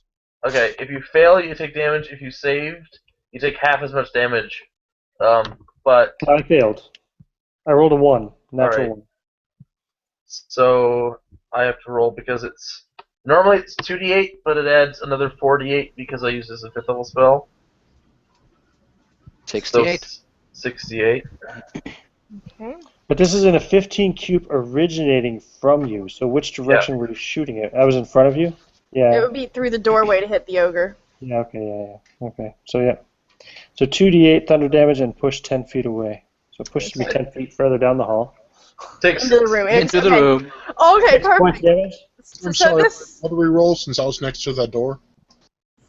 Yeah. it's a Constitution saving throw. And you said it was 6 damage, right, George? No, I haven't done damage yet. 68 damage. I think you didn't roll it yet. Oh, 68 damage. It's What? cast as a 5th level spell. Oh shit. Okay. That's why I GTF out there. Well, I'm ready for you to roll it anyway. George is like a human party wipe. So that in total is 16 damage. That's not Well, so bad. Yeah, so That's that'd kind of a be bad roll on 6. yeah. So that'd be 8 to the ogre. Okay. And I'm pushed 10 feet further into the hall. Okay, 2 seconds. Because me bad at math, me And- have to use calculator. And there's also thunderous boom audible out to 300 feet of thunder. Yeah, it just echoes You all. just rung the bell. You probably just deafened everyone.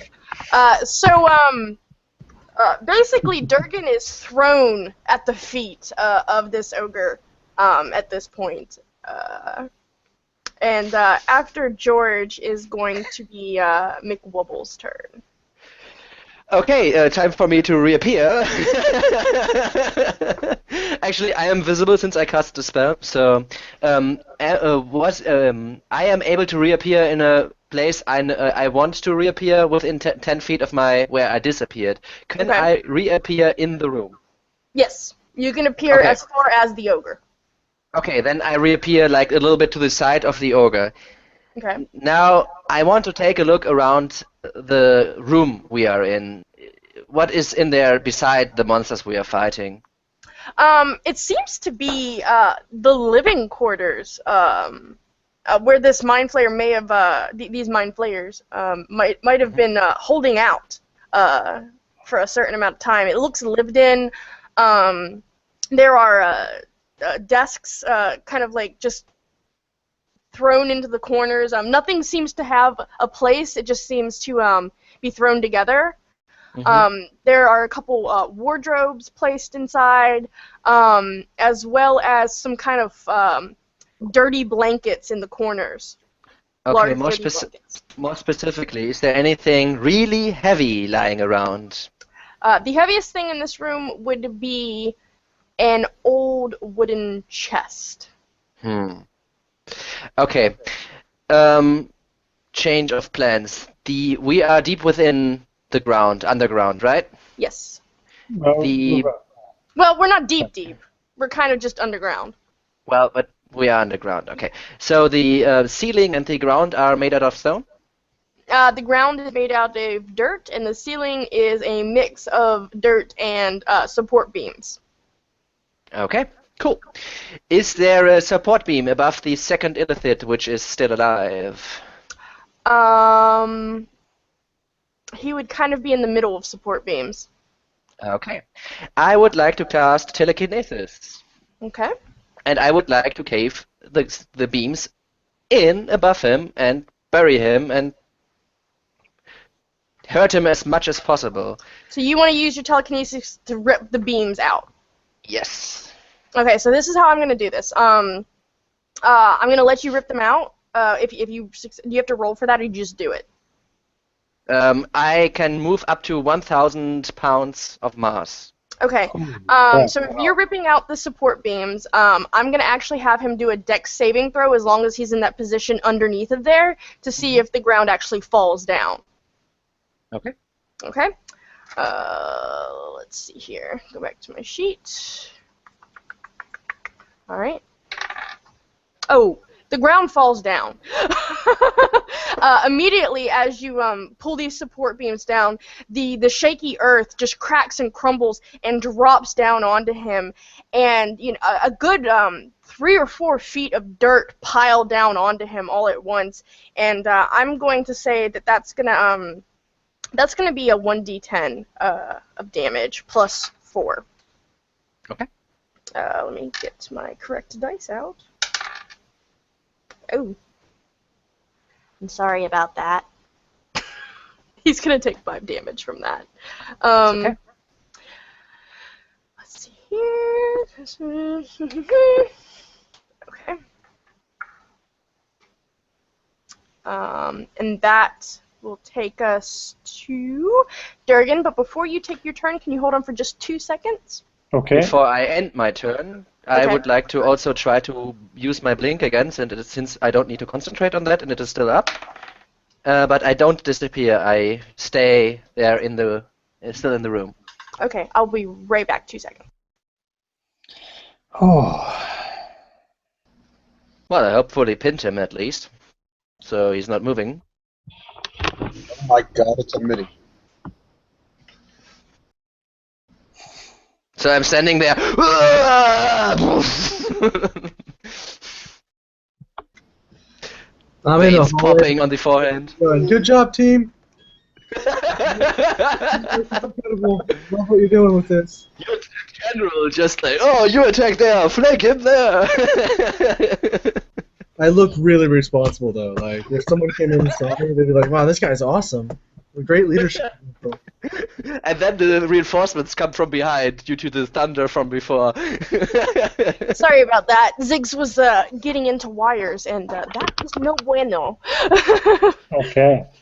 Okay, so Right. you are in the another plane again, but you're still there. No, I didn't manage to get it. I'm just standing there. My spell kind of fizzled Okay. after I did the Darth Sidious and kind of did collapse the ceiling above this guy. Okay, cool. So it takes half of my movement to stand up. Okay. So I have 25 foot movement. Let's say 15, just to round up. Okay. So I Okay. stand up. The ogre's still there, standing over The me. ogre is still standing. He's looking bad though. Well, that motherfucker's got to go down. The question is, how do I want to? Oh, you know what? Why not? Let's go with the theme. I cast Thunderous Smite. Okay. So here we go. That's going to be an 18.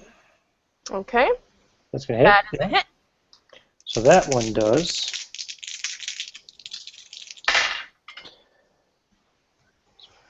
18 points of damage. Okay, tell me how you killed this ogre off.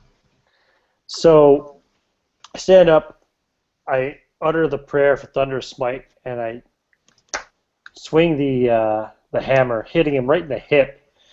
There's a big crack of thunder, and he gets launched 10 feet back into the pile of rubble that's now buried the Mind Flayer behind him. Okay. The Mind Flayer is kind of like up to his chest and a little bit stuck under the dirt. So I'm actually going to say that he's going to take damage if this ogre comes hurling at his head. Okay, how much damage does a hurling ogre take? I'll give you a D6 actually, since he's so heavy. Okay. Does that get modified by my strength? Yeah. Okay, 5. Okay. I rolled a 1. Now, yeah, okay. I still have 10 feet worth of movement. Is the Okay. Mind Flayer within 10 feet? Yeah. Yeah, I'll step up to him and I'm gonna fucking play whack-a-mole. This Mind Flayer has you angry. Whack-a-mole it is, because I've got my second attack. Oh, that's gonna only be. Oh, wait, he's pinned, right? Yeah. So it would be at disadvantage. Advantage to you. Okay, good, because I rolled a 3 on that one. Second roll's a 10, so it's 18. That hits. So it's D8 plus 6. 2 plus 6, 8 points of damage. 8 points of damage. Okay. And I curse at him in Undercommon. You speak Undercommon? I do. Okay, he's going to kind of like, you're going to hear this, this won't hold me. And then it will be his turn. Come on, put your money where your mouth is. So he's going to jerk himself. Let me make sure he can actually do this. Hold on. Where's my dice? There it is. He's got a what? Oh, he's gonna. I see All where the tension, going. all the tension building up. The dirt that surrounds him, he is going to jerk himself out of it with a nat 20. Plus no strength modifier, but it's still a nat 20, so he's easily getting out. And the dirt comes flying, and some of it comes back towards you guys and hits you, chest and face, and it's just dirt flying. And he, since you have stepped up next to him, Durgan, so kindly, since that kind of expended his movement, he is going to cast Mind Blast. And basically, saving throws my specialty. Okay, let's see here. Okay, intelligence saving throw? God damn. Before you say what happens, just tell me what you wrote. I might help you. Might be able I to help got you. 11. I want to bend his luck. Which adds an, I think it's a d4. Let me double check that. I think it's a,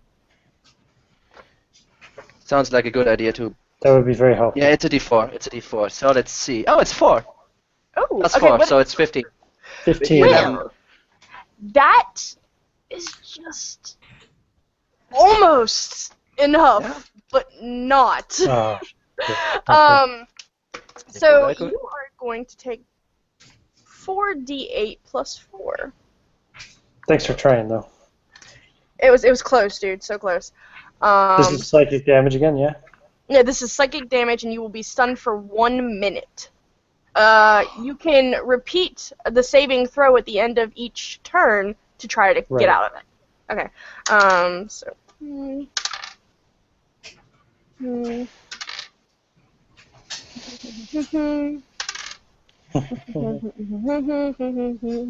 23 damage. 23, okay. And this is actually a cone, so anybody inside of this cone has to repeat this process as well. Would you say how far does this cone reach and what It's direction? a 60-foot cone, and it is going 60 straight. foot. 60-foot cone, and going straight through the door. So So anybody. Every 5 feet it goes, it extends to 5 feet wider as well. So Yeah. by the So time it gets to the door, it's like 15 feet wide. It'll fill the whole cavern. yeah. It's gonna get all of. It Does doesn't. my thing of mind shielding help me here? It's a mind blast, psychic energy charge. So I'm not sure on that actually. Because it doesn't say anything specifically. It just says not immune to being talked to. Yeah, I think that's just like like mind controlling effects and stuff like that. This is like a kind of like a straight psychic damage. Yeah. So What I'm save? pretty. Huh? What save? This. Well, you have to tell me, and I'll tell you if you pass. It's intelligence, right? Intelligence, yes. That's what I meant. Let's see. Oh, nice. I had a 16. Okay. You are passing that with flying enough? colors. Yes. Wasn't even a problem. Hey. Do I take damage at all? I don't think you actually take. You might take half. That's very awesome. Yeah, you take half damage, but you're not stunned. So that is how many? How much? 11, right? I used round up, so it'd be 12. Okay. Don't you always round down? I thought you always round down on D&D. I don't care. Maybe I'm wrong. Maybe I'm wrong. The GM always rolls down. We always roll up. Actually, I think it's the other way around, but I could be wrong. Take 11. It's or okay. 12. Your I'll preference. I take 12. It's okay. Take 11. I'll look it up and I'll take 12. Okay. Did that cone essentially just fill up the entire other room? Yeah. Everyone got here. Okay. 23. You pass. And Take half. I collapse. I pass and collapse. Oh, okay. Yeah. And I rolled 19. You pass. I got a big old impossible to possibly hit me 9. You get hit. You are down and take full damage. Joy. So wait, I'm prone and I. You are stunned. You're not prone, you're stunned, yeah, you're just standing there. You're just terrified right now. And how much damage was it? 23, right? 23. Yeah. Okay. Still up.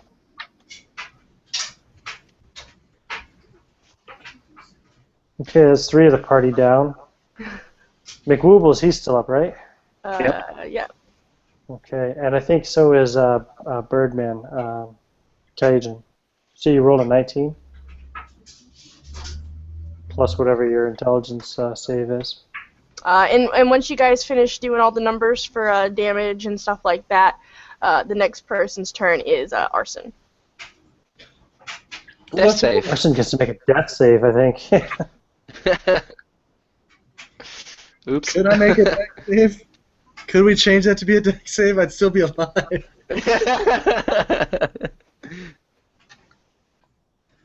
Well, I have -1 health right now, so I'd have to roll a saving throw. Well, yeah, you don't go into negatives, you just go back to 0, but yeah. Well, I'm at 0. Make a saving throw. What do I have to roll for that? D20. It's flat, straight no D20. modifiers. Well, what's the Yeah. number I'm aiming for? 20? Roll a 20. That's good. Yeah. I rolled a 15. That's also good. One success. That's a pass? Yeah. Yeah. So if you You pass get 3 3 times, passes, you're you die. stabilized. Yeah. And if you fail 3 times, you're dead. Oh, good. What do I have to beat? You have to roll a 10 or higher to pass. Thought so. Okay, thank you. If you roll a 1, it counts as 2 fails. Ooh. If you roll a 20, then you automatically get 1 hit point back and you become conscious. Come on, 20. All right. Up Exactly. next we have Kaijin. So, what do I see when looking at the room now? You are going to see Durgan paralyzed in front of this mind flayer. Arson has dropped to the ground, Convulsing. convulsing. McWubbles is okay. Did you pass your saving throw, right, Wubbles? You had a 19, yeah. 16 they're or 16, okay. yeah. And so is George, I believe. George was stunned as well, I believe. Okay, so he's stunned, and you also see George stunned in fear. So I have a clear line of sight to a baddie. You can definitely see him. Durgan is in the way. Yeah, I don't want to shoot him. Yeah. Or do I? I'm short, man. Come on. Oh yeah, Durgan is short, so you can aim for the head. You can try to Yeah, I shoot guess I over. could. If you're trying to pinpoint, I'd probably say roll at disadvantage if you're trying to miss your friend. Okay. Okay. Sure. I mean, we're attacking each other anyway, so. Let me roll. Let's see, that would be the first roll is.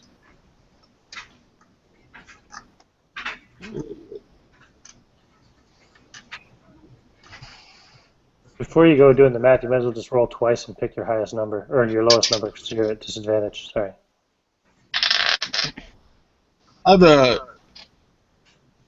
I critted with 20 once, and then my second one's a 12. So you have to That's- 12. You're at disadvantage. So that means when you're at disadvantage, you roll 2 dice and you take the lowest one, so the highest one doesn't count. Okay. Do you know what I mean? So the So you 12. got a 12 plus whatever your modifiers are, which is probably a hit.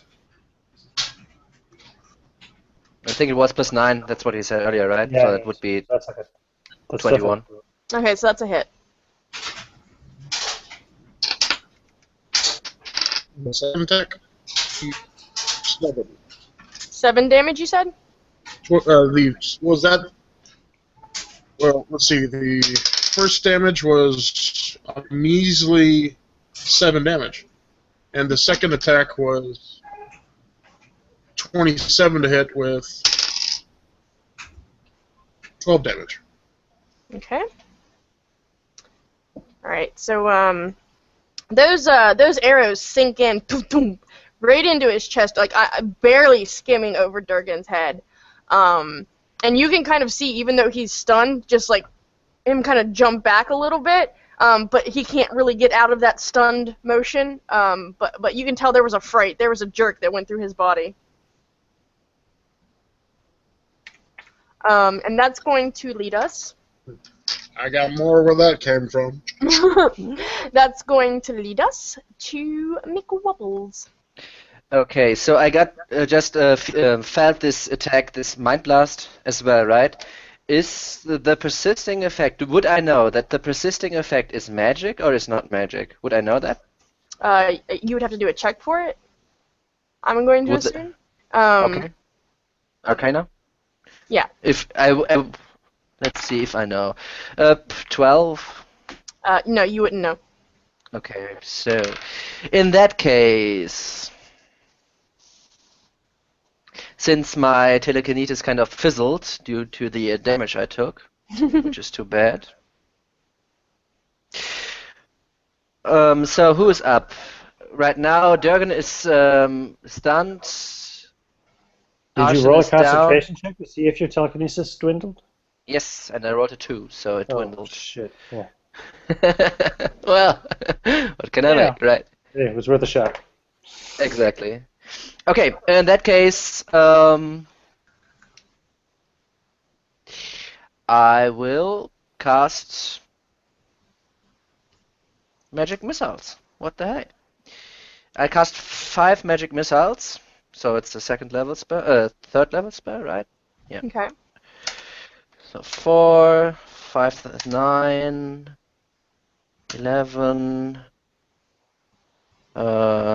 16, and the 5th one, 17 damage. And let's see if Blink procs. Blink doesn't proc again, so I'm still standing there. I'm trying to get over to. However, I tried to get over to Durgan and stay behind him. Okay.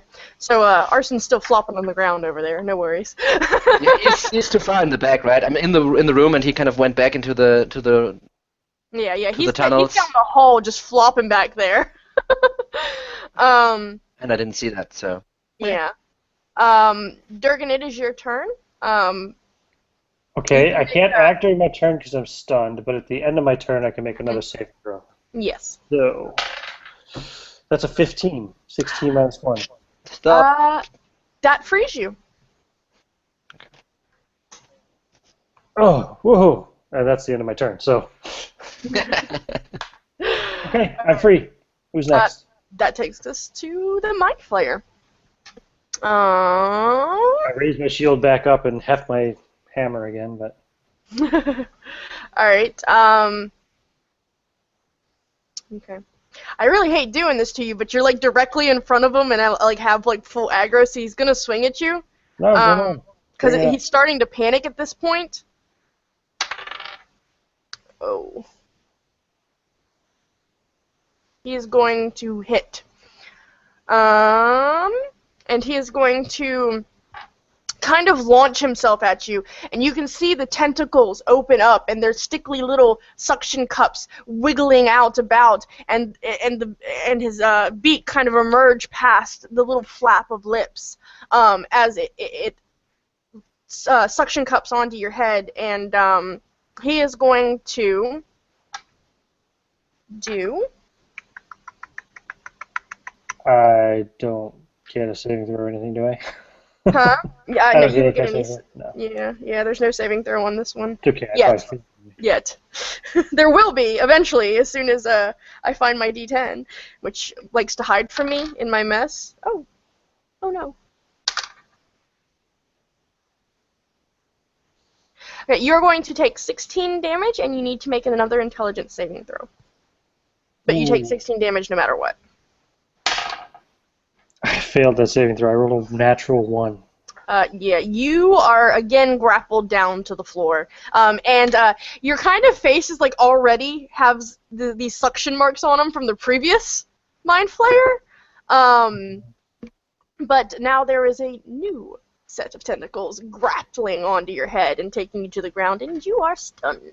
There must be one good-looking dwarf. All the mind flayers want to kiss me. I hate doing that to you, but you're No, it's right up okay. there in the front. It's fair. And that will take us to Arson's turn.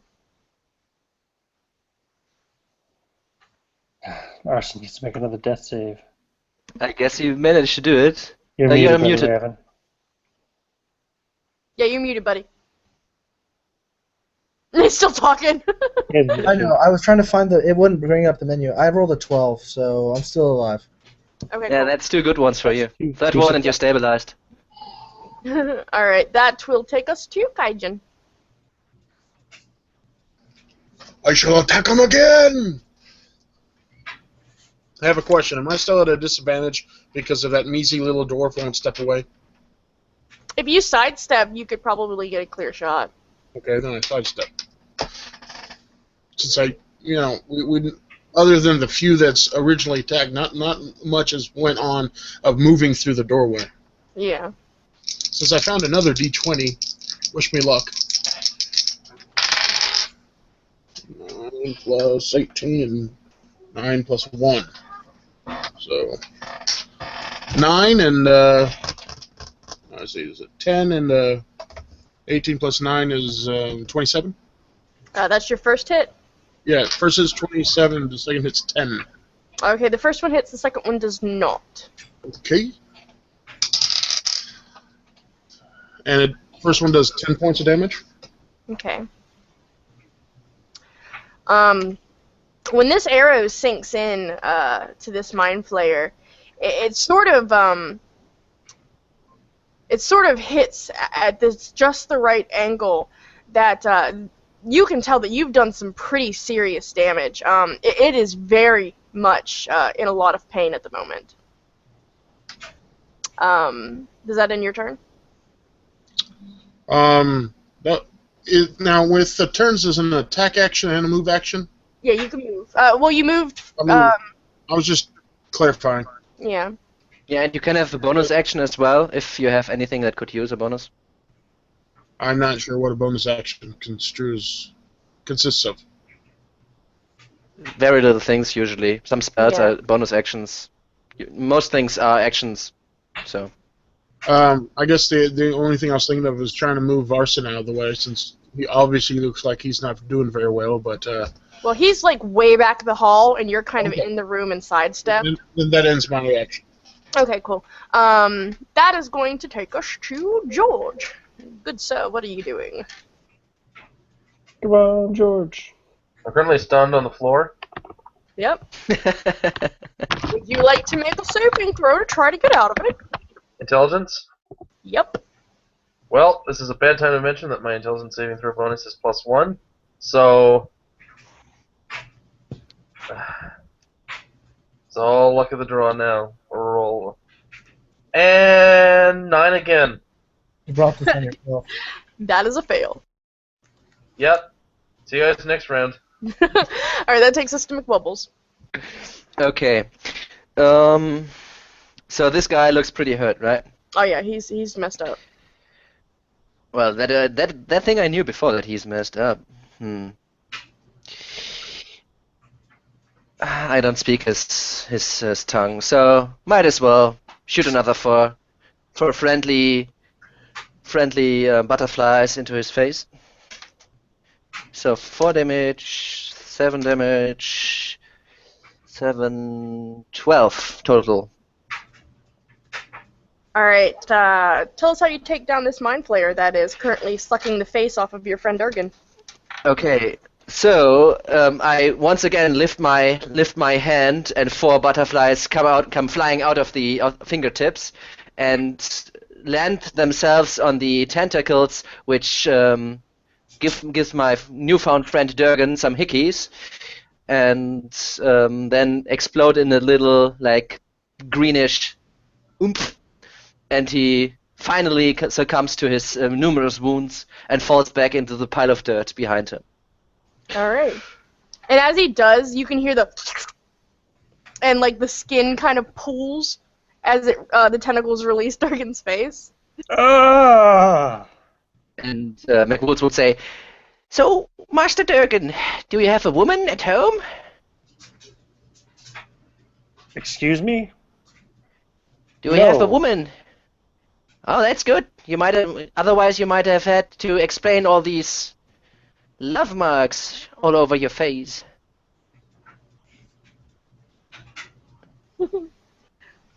Okay. Wow. And I pat him on the back. I thank him anyway. I kind of sit up and tap him on the shoulder and say, "Oh, I thought I was a goner there." And I'm going to lay hands on myself. Okay. No, wait. You know what? I look over and I see Arson is still on the ground. Okay. I'm going to go over and lay hands on Arson. Okay. It would be the paladin thing to do. Okay. So Arson, you get 45 hit points back.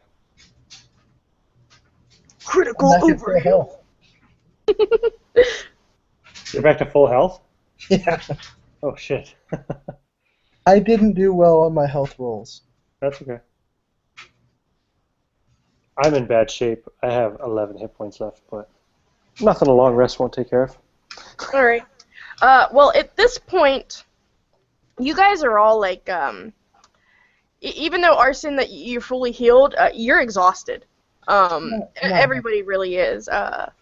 And you can see that you probably have quite a bit of a journey ahead of you, and perhaps it might be best for the group to take a rest, but if not, we can continue on. I think we need to rest. I loot the ogre.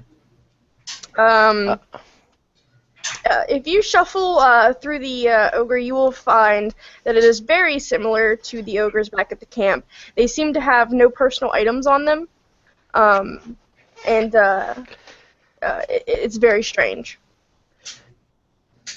MacWobble would try to get to the brains of the illithids and jar them, and take them with him. Okay. Loot everything. Am I still stunned on the ground this entire time? By the time everybody finishes kind of talking, your stun has wore off, but they kind of just left you standing there until that point. But if you guys go through and loot the creatures on the ground, you will find a pile of goo, which consists of nothing to loot. But on the two mind flayers, you will find some gold pieces that you can choose to separate how you will among the party, and that is a total of 200 gold pieces. That's 40 gold each. Which is just this much underneath what you get for a guard's pay. Yep. So, if you guys would like to take your long rest and kind of characters chat about what's going on, what they think might be happening. And retrieve those arrows back. Oh yeah, go ahead. They're my Mind Flayer killing arrows. They're custom made. I'd like George to spend at least a little bit of his time looking through the Mind Flayer stuff to see if there's any evidence at all of if they have anything of his daughters on them at all.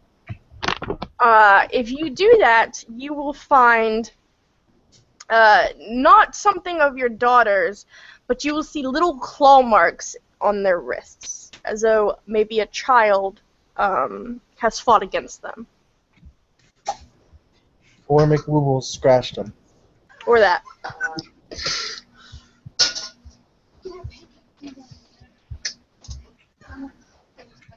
George is not happy. You mentioned that there was a table inside the room, just like standing there? There's a desk and a chest. Okay. For traps. I would like to go to the desk and see if there are any like parchments, papers on there, and see if there's anything to find.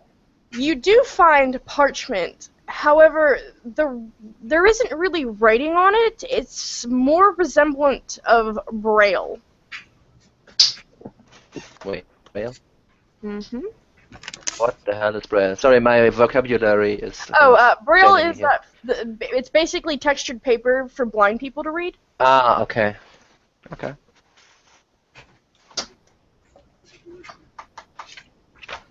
Hold on. Okay, I would try to decipher what is there, but I'm not. I don't know blind language or braille, so Right. might be a code in some other kind. I might try to figure out, but other than that, I'm busy with the parchments. Yeah. You can't really figure out what it is. You can only assume by the layout that it's some kind of important message meant only for the mind players to understand. All right. Maybe Finn knows what is up, but I'll roll them in and put them in my bag. Hmm. I will check the chest for traps. There are no traps in the chest. Is it locked? It is locked. I will attempt to unlock it. Who has a key? I have many keys. And if all of us fails, we can throw a dwarf at it. Since he's really good at breaking stuff. This would be sleight of hand, because I'm using thieves' tools. Yeah. I'm really good at breaking party members, it seems. Best roll of the night, 26. Alright, so you easily pop this lock on the chest. It sort of just flings open. It's child's play to you. And inside you will find a book that is titled The Cipher. That is convenient. Oh, Learn the cipher. Huh? I will learn the cipher. I have Okay. defeat linguist, Okay. which makes this a lot easier. Yeah. So this would be the decipher script. It is a cipher. Uh,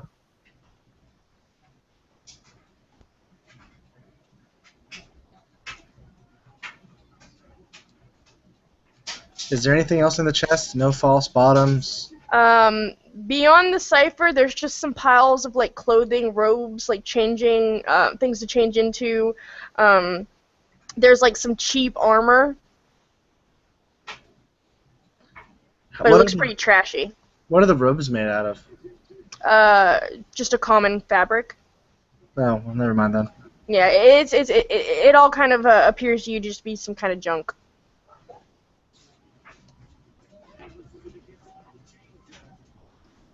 Take the robes anyway.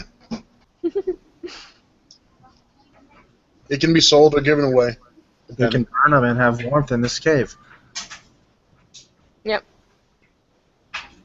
When all else fails, we can put it in your bloody wounds so somebody doesn't have to lay their hands on you again. Well, I'm not bleeding. George is. Well, George? Is Mick Wubble sharing these braille-like papers with the group? Oh, I didn't try to hide them. So if the cipher book could help with that, sure. Otherwise, I would just roll them in if nobody has anything better to do with that. it I'll looks take like possession. nonsense to me. I'll take a look while we rest. Okay. If you take a look, you take a good amount of time to study this cipher, and afterwards you realize that the pages that you saw earlier, you can kind of make sense of them now. You're not 100% firmly grasped in it since you've only had a little bit of time to study, but you can tell that these are clearly orders of the attack on Mar, and a plot from a secret society. We have to. There's no other rooms, doors in this room? There is a door. If you take the time to further inspect the room towards the dark part in the back, you will see that the second mind player came through a door. Is the door open or closed? It is open at the moment. We should probably secure that door. Mm-hmm. So here's the deal. This cipher indicates an attack on the city of Mar. Really, really in-depth instructions, from what I can tell, on attacking it. We have to either take this to the city, let them see the cipher, give them the best chance they have to, defend it, well as they can. Or we can continue on through here and hope that we can stop it ourselves, whatever this attack is. There's bigger players at work here than just these guys. Do you think going back to town is going to actually get us any help? We can at least get them prepared. So the city will at least maintain itself. How fast are you in the air, my good friend Cajun? I'm quite swift, much faster than I am on the ground. Do you need me to wing this back to the town? How long were we underground to get here? You said several hours. Yeah, you were several hours of, okay. You're about 3 hours from the nearest alcove that he could take flight out of. And then So there were probably there another were hour. other exits. Yeah. Well, if you remember when you guys were coming down the tunnel, on your left were like the graves, and on the left, on the right there was graves, and on the left there was exits out to the trails. And then you traveled past those another 3 hours in. But to that point where you passed the last one is about an hour from Mar. Question. Mm-hmm. Whoever used telekinesis on the roof can another hole through the ground, perhaps? Perhaps. Mm, He might be yeah, able but- to blow a hole.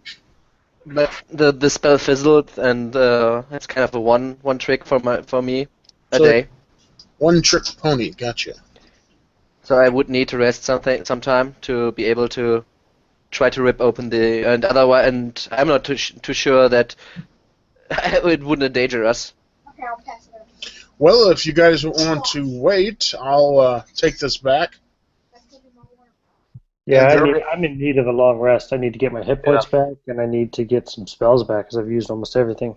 I think you're still looking pretty good, right? You're not too Me? Or hurt. Yeah. oh, I'm fine, No, actually. yeah, basically. I very didn't even get hit for the most part. So would it be feasible for us to rest and you to bring that back to the That's to the what- city? Yes, There's some things- totally. That's exactly what I was saying. I'll go on, take that back to the city, explain, etc., and then I'll come back here, and you guys should be rested and ready to go. Okay, so to give you a little bit help on your way out, I would cast another invisibility on you. That would last an hour. So if you come across anything, you might have like Sneak by it, perhaps, yeah, or not be able need to engage it. So then I guess that's what I'll do. Okay. So, okay, how long have we been going here? 6:30, 7:30, 8:30, 9:30. Jesus, we've been going for 5 hours. 4 hours. For whatever. This can end one of two ways. We can stop here and do a session 2, but it'd be kind of silly because you're really close to the end. Or I can kind of quicken it and change how it would have played out. But that's up to you guys. I would prefer quicken it because tonight, last night, I'll have internet. Okay. So this is the gist. During the night, while Kaijin is flying, each of you, and for you, Arson, this would be a choice whether you hear it or not. Each of you hear a voice in your mind. And for Durgan, you would definitely feel an evil presence penetrating your mind. And this would be the Elder Brain. It is very close. It is very near to you. And it is basically taunting you into coming and rushing towards it. But throughout the night, you guys kind of discuss and decide that it would be foolhardy to rush into that kind of danger. When Kaijin returns, with him comes the Guard of Mar. And as they march through the tunnels, you and the guard move forward into the next couple rooms, down the stairs, and into basically this centralized underground cathedral or what used to be a cathedral. And in the center is the Elder Brain. And if you guys would like, we will do the final encounter and end it. Okay. And we will do this, basically, we will do this encounter with you guys always having advantage. And I will roll like 3d10 to represent the guards, extra damage at the beginning of the Elder Brain's turn. Okay. Okay? Why do we always have advantage? Yeah, always have advantage because you have armed forces and backup and you're all like morale and yeah. And everybody gets a point of inspiration to make it go faster. Cool. Actually, I forgot I had inspiration. I should have been using it before on those saving throws. Oh well. You win, loot everything, go back. You are heroes. And behind the Elder Brain, you'll see George's daughter. Oh. So the Elder Brain. What is the room we are coming into right now? Okay, so as you enter this room, you can tell that it used to be a temple of evil. And it has been slowly built up, it looks like, over the years. And you can see that at one point there seemed to have been chambers where perhaps mind flayers had rested, but they seem to be missing now. And there's this large pool, and this humongous creature is in the midst of it, tentacles flailing and flying in all directions. Okay. So the pool is it like, what is it translucent? Is it glass? Is it a glass pool of some sort? Or? It's a briny, salty pool. So what I mean is it embedded in the ground, or is it like floating? Yeah, it's like dipped down in like a cylindrical stone well. It's like a pool almost. Yeah. Yeah. Okay. So I was asking if this is a tank or a pool, but it's a pool. Okay. Yeah. How high are the ceilings? You said that it was a cathedral of some sort. Yeah, you've delved deeper underground, and at this point you're looking at probably about 20 feet high ceilings. So we're still underground. Okay.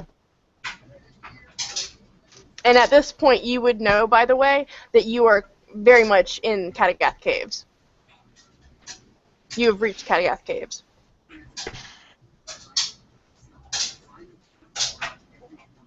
Okay. Okay. I'm going to keep the initiatives from before so we don't have to do that again. I only have to roll out the brains, and that's going to be that. And we will start with arson. Light it on fire! Okay, so I didn't make any. Okay, well, since it hasn't taken a turn in this combat, I will attack it. Okay. And I'm assuming it's not surprised. Maybe. Because it did just get stormed on. Surprise! Well, it couldn't detect me anyway. You want me to roll a stealth on that one? Yeah. I'm assuming an 11 doesn't let me stealth in there. No, it doesn't. Fuck you, 3. You have inspiration. Yeah. Does that mean I get a reroll? If you spend it, you can roll again. Yeah. I'm gonna do it. Spend my 1 inspiration. Does a 20 stealth into the room? 20 works. Yes. So the creature is surprised, yes? Yes. Then this is a critical hit. Okay. If assuming I hit. I attack, I have advantage. Does a 14 hit? 14 does not hit. Well, let me roll my second one because 14 doesn't hit. How about a 17? Nope, does not hit. Fuck me sideways. Seriously? I'm sorry. I could add a d4 to that if you didn't say it doesn't hit, but since you did. Rookie mistake. Alright, that will take us to... Then I hide. I use my disadvantage to hide again. Okay, we'll go to Kaijin. 25 to hide? Yeah, you're fine. Fucking dice. Sorry. I guess I'll grab the. Hold on, let me see this real quick. What, George? What are you? I'm sorry, your screen's all crapped out. Dwarven paladin. I'm a dwarf. Dwarf? Okay. I'm gonna grab. George is a dwarven bard, if I Up recall to the girl. Hmm? What? Did you hear? I'm sorry. You cut out a little bit, so that was hard to understand. Okay. Can I take George to the girl? I can lift him as long as he doesn't weigh as an average size medium character. Yeah. You could, All right, then that's what I'm going to be doing. but you're gonna have to pass the brain to do it. Is there And no it's space flailing above the tentacles. How high can the tentacles reach? If I can see that. I mean, it has the reach all the way up. This is a huge creature in the middle of this pool, and it's basically taking up a large portion of this room. You would have to skim the ceiling, and even then, you would take a chance of getting wailed on by these tentacles. Throw me. You never throw a dwarf. I don't, Dwarf. I don't have the strength to throw a dwarf. Toss me. Toss me. Okay, how about this? I'll pick you up, fly you a little bit, and then toss you. That works. What could possibly go wrong? He What- could get what dropped has into the Elder Brain pool. Okay. What do I need to roll? I guess do a dexterity saving throw to see if you get past the tentacles flying. Go away. Go away. Sorry, I'm talking to the kids.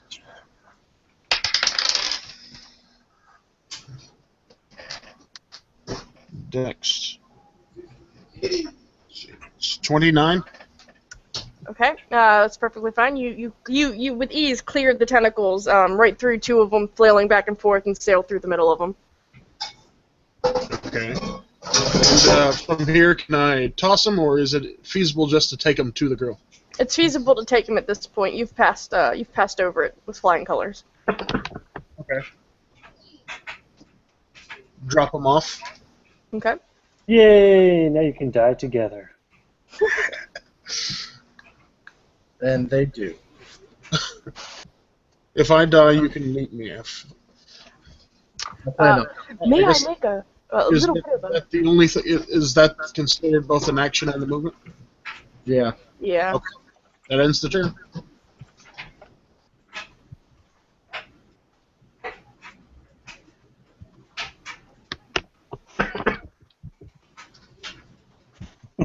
Who's next? Sorry. After that, we have George. Alright. My daughter is finally in front of me after being lifted up by this courageous Aarakocra. Griffin Duke, Bird Duke, whatever.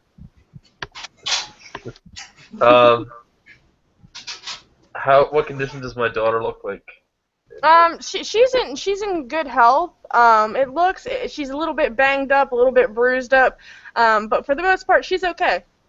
She's definitely, she can talk to you. Alright, or George will be like, "Are you okay? Are you okay?" What kind of personality does your daughter have? Is she a strong soul, or is she a little bit of a coward? She is a little bit of a coward.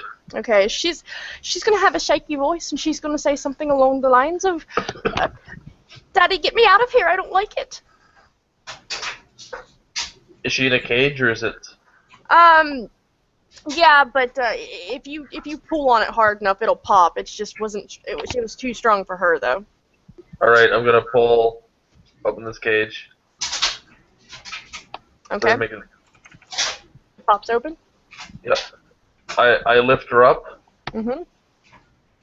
and I turn to the Aarakocra, and I say, "Take her back to safety." Okay.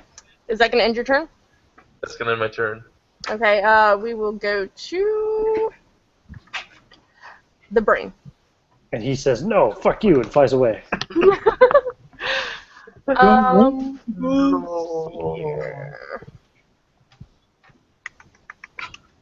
So he is going to make a tendril attack at let's see here. Durgan and McWubbles are still in front. So he's going to make a tentacle attack at McWubbles, sensing danger from him. And he is going to miss. 16 right completely. now. Okay. And following that, it will be McWubbles' turn. Okay, so with me right now is Durgan, and is Cajun within 30 feet radius of me? Cajun is on the other side, not within. Durgan is, as well as Arson. Okay. Okay, other possibility I could follow up on is this cathedral. How is it like kept up? Are there like pillars who keep it up, and how many are they? Do they look sturdy? Yeah, it does not look to be very sturdy. It's an ill-kept shape. There are these giant curving pillars that go up over top of it, and a walkway directly over the brain.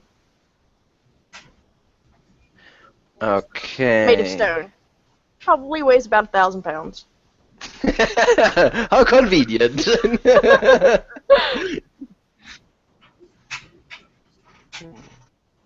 Okay.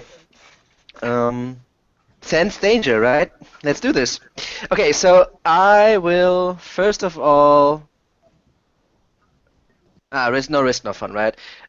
Telekinesis, and I will rip apart the first. Try to rip apart the first, down the first pillar to make the ceiling as unstable as possible. Okay. Alright.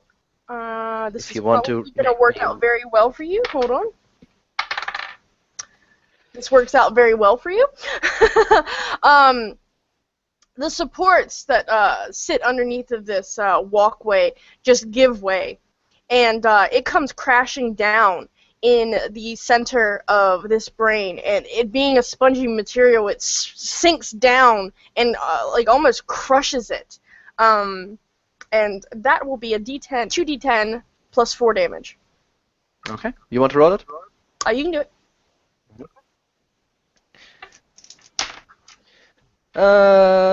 That's 13 total. Okay.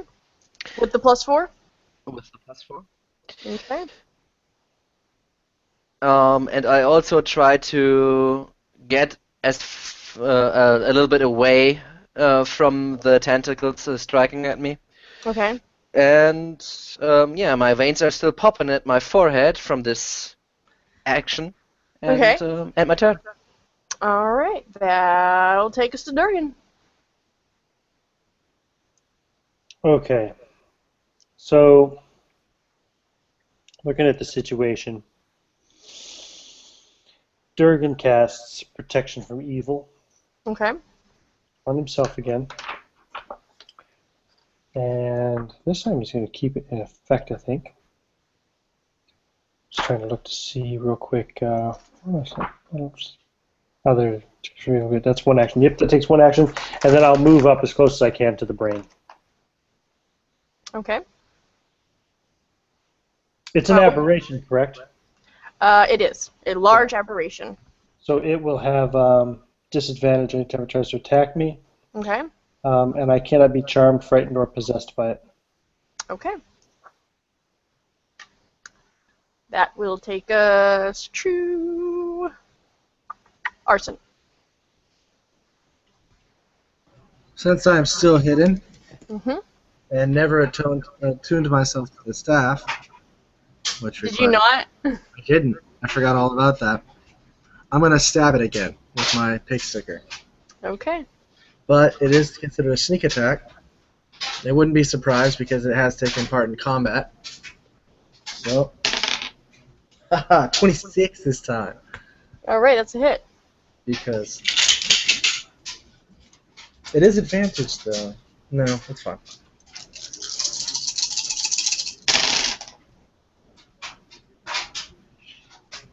Um, 20, 28 points of damage. All right.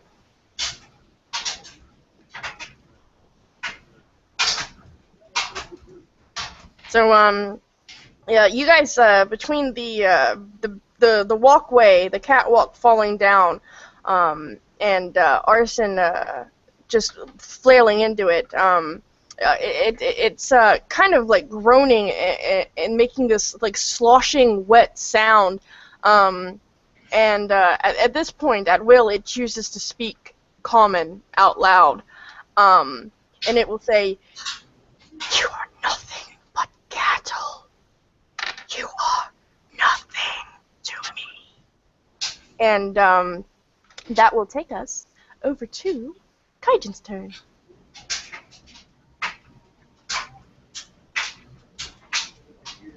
You're muted, hun. I may be nothing, but look at me, I can walk.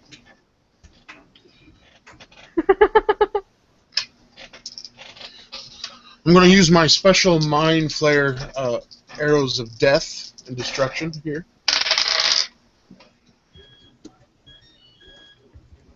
And attack it twice. And even though it's so big, so wonderfully large to be able to hit it easily, one of them was 19, the other one 13. We had advantage.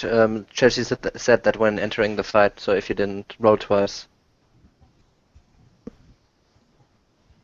I still don't really understand advantage, but Advantage says that if you do one attack, you can actually roll 2 d20 and take the better one. okay. Well, in that case, it's the second attack is 24. Damage is 12 and 7.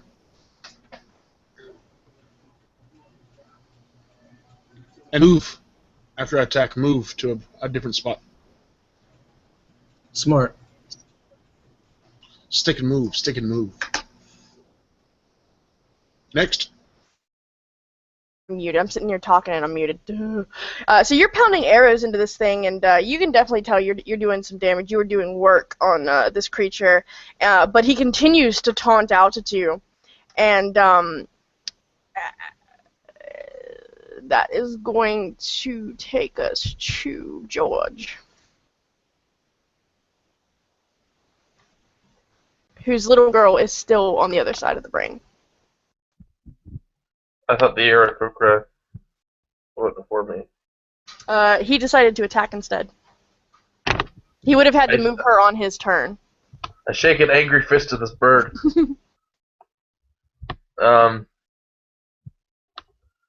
I asked my daughter to climb onto my back. Okay.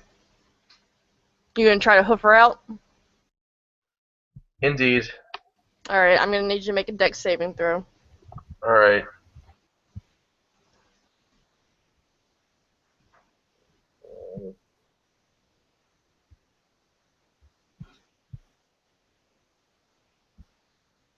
$19. Oh, you clearly make it to the other side, no problem. Alright. And that would be your move action. You can still attack. Alright. Am I close enough after getting to the other side to attack the brain? If you choose to be. Or you can choose to take her, and put her down a little bit farther. Good. Okay. While I'm holding her on my back, I'm going to turn around, look at this brain with an absolute snarl on my face, and say, "This is revenge for taking my daughter." And I'm going to cast Hold Monster on it. Okay. And what does that do? He has to make a Wisdom saving throw, Okay. or he's paralyzed for the duration a minute. Ooh, he got a 5. 15 to DC, so he's paralyzed Okay. for 1 minute. Okay. At the end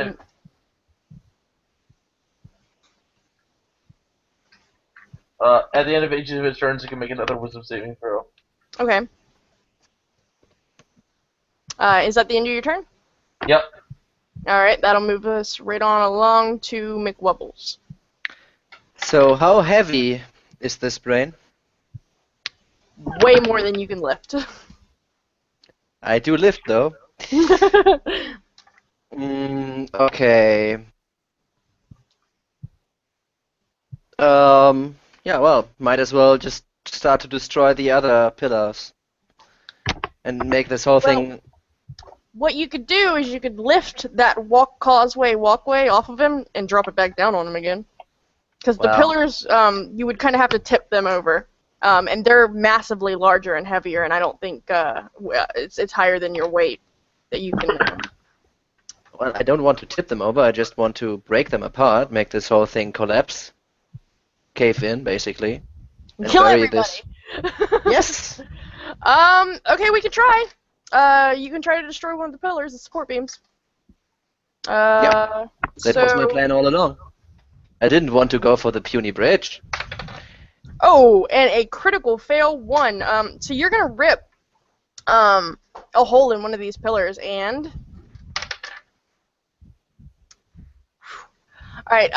So as this pillar gets yanked out, you can see the ceiling begin to give way, and at the precipice of the ceiling is this spiked, chandelier-like object.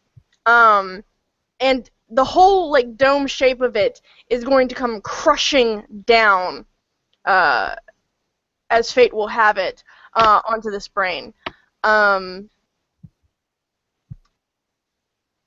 in the process, it is going to completely destroy it. Brine and the liquid that surrounded it comes splashing over the entirety of your party. The guards get covered in it. All of you guys get covered in it. And it's like this gunk and goo that just sticks and molds to your skin. And you can hear the remnants of the Elderbrand's voice in your head, kind of, this is not the end. We will be back. And then it kind of fades away really slowly and echoes off in all of your heads. Unfortunately, in the process, George and his daughter are blown back into the group of guards, and she breaks her arm. Okay. So this is the wrap-up. You guys can kind of do your saving day, and maybe yell at Arson for not showing you the weapon. Nor he has it, tuning right? We don't even know he really has it. Well, he came invisible, and it's on his back, and you're going to notice that there's this long... It's wrapped in blankets. You're going to notice something on his back, though. I am going to be too focused on getting George and his daughter the fuck out of here. Yeah. Before more of this place caves in. So I'm charging over to them, picking them up. She's hurt, yeah? So I will cast a Cure Wounds on her. And I'll cast it as a 3rd level spell.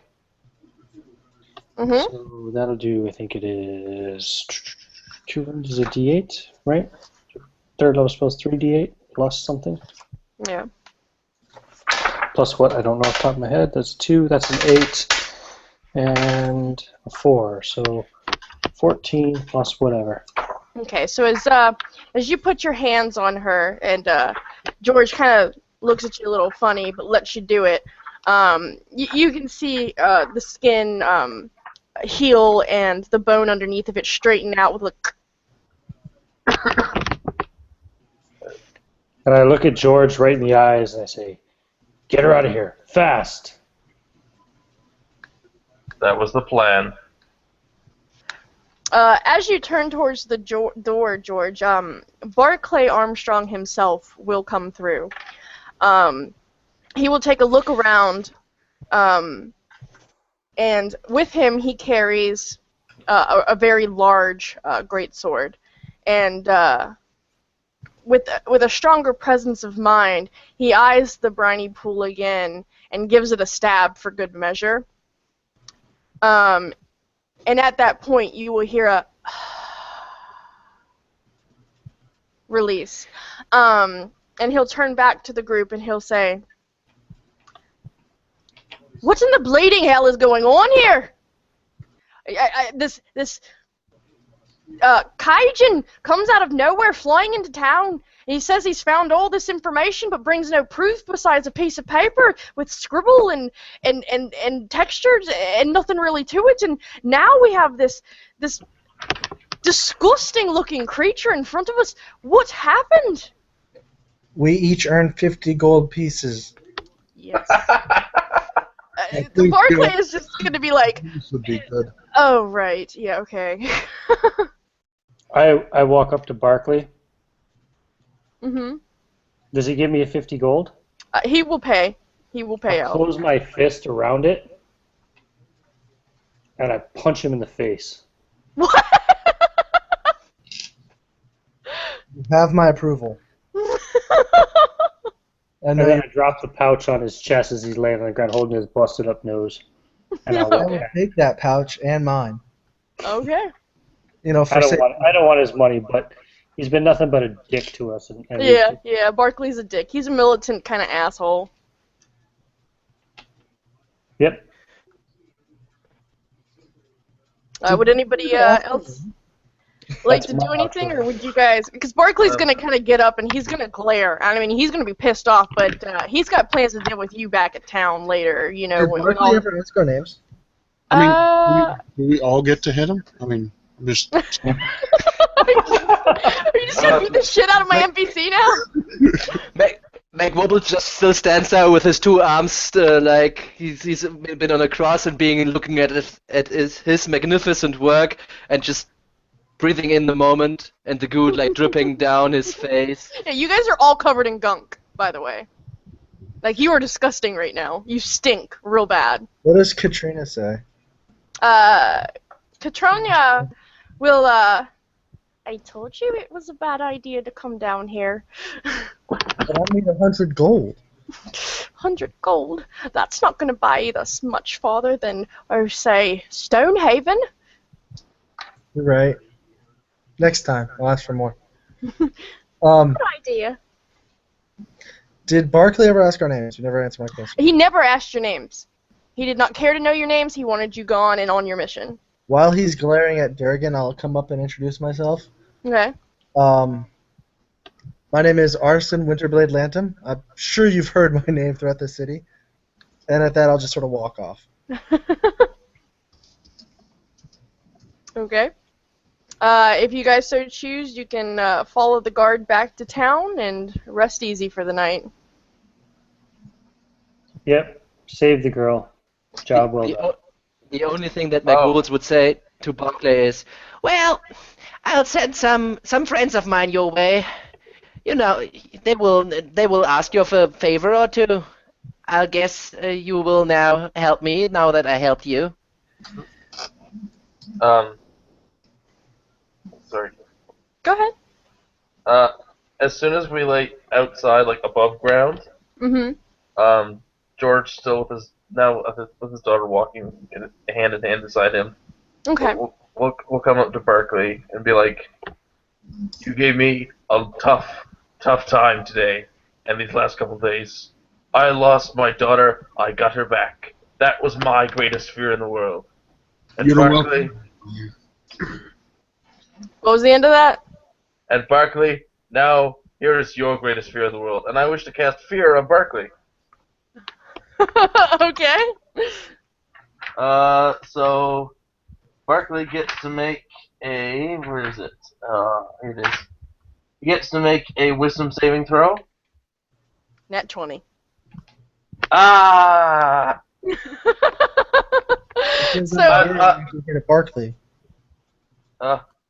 No. Can I use my inspiration? Yeah. Yes, I use my inspiration then. Okay. He fails it probably. What does it save? 15. Yeah, he fails. Yes.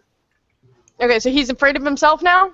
I project a phantasmal image of his worst fears. He must take the dash action, move away from me by the safest available route on each of its turns, unless there's nowhere to move. When he ends his turn in a location where he does not have line of sight with me, he can make a wisdom saving throw. If he succeeds, then it ends. Okay, he's gonna go tearing off in the opposite direction, screaming at this phantom of himself in a woman's dress. Very flamboyant version of himself. Going, wait a second, darling. And just talking to him the whole way. You're gonna hear him screaming all the way down the path. Man. Barkley Armstrong is gay. Alright. And if that's all you guys want to do, that wraps it up. That's the Beast of Mar. Oh, and because you guys didn't get to the point of figuring it out, the Mind Flayer had actually polymorphed one of the ogres, the one in the room with him, into that giant beast. It was all an illusion. I thought it was an illusion. I figured it was an illusion. By the brain. Yeah. But yeah. Once we didn't see any tracks or anything like that, I got the impression. Yeah. Cool. That's it. Didn't matter to me one way or another. I just killed things, apparently. Alright, well, I had fun. I hope you guys did too. I'm sorry it ran so long. We had to do a quick wrap-up. That's all right. The one-shot is an art form that takes a bit of practice to perfect. Oh. So It was my first time, so... you did great. Aww, I hope you were gentle. You were so gentle. Well, thank you guys. Thank you for hosting it. No problem. I'm going to stop the broadcast now.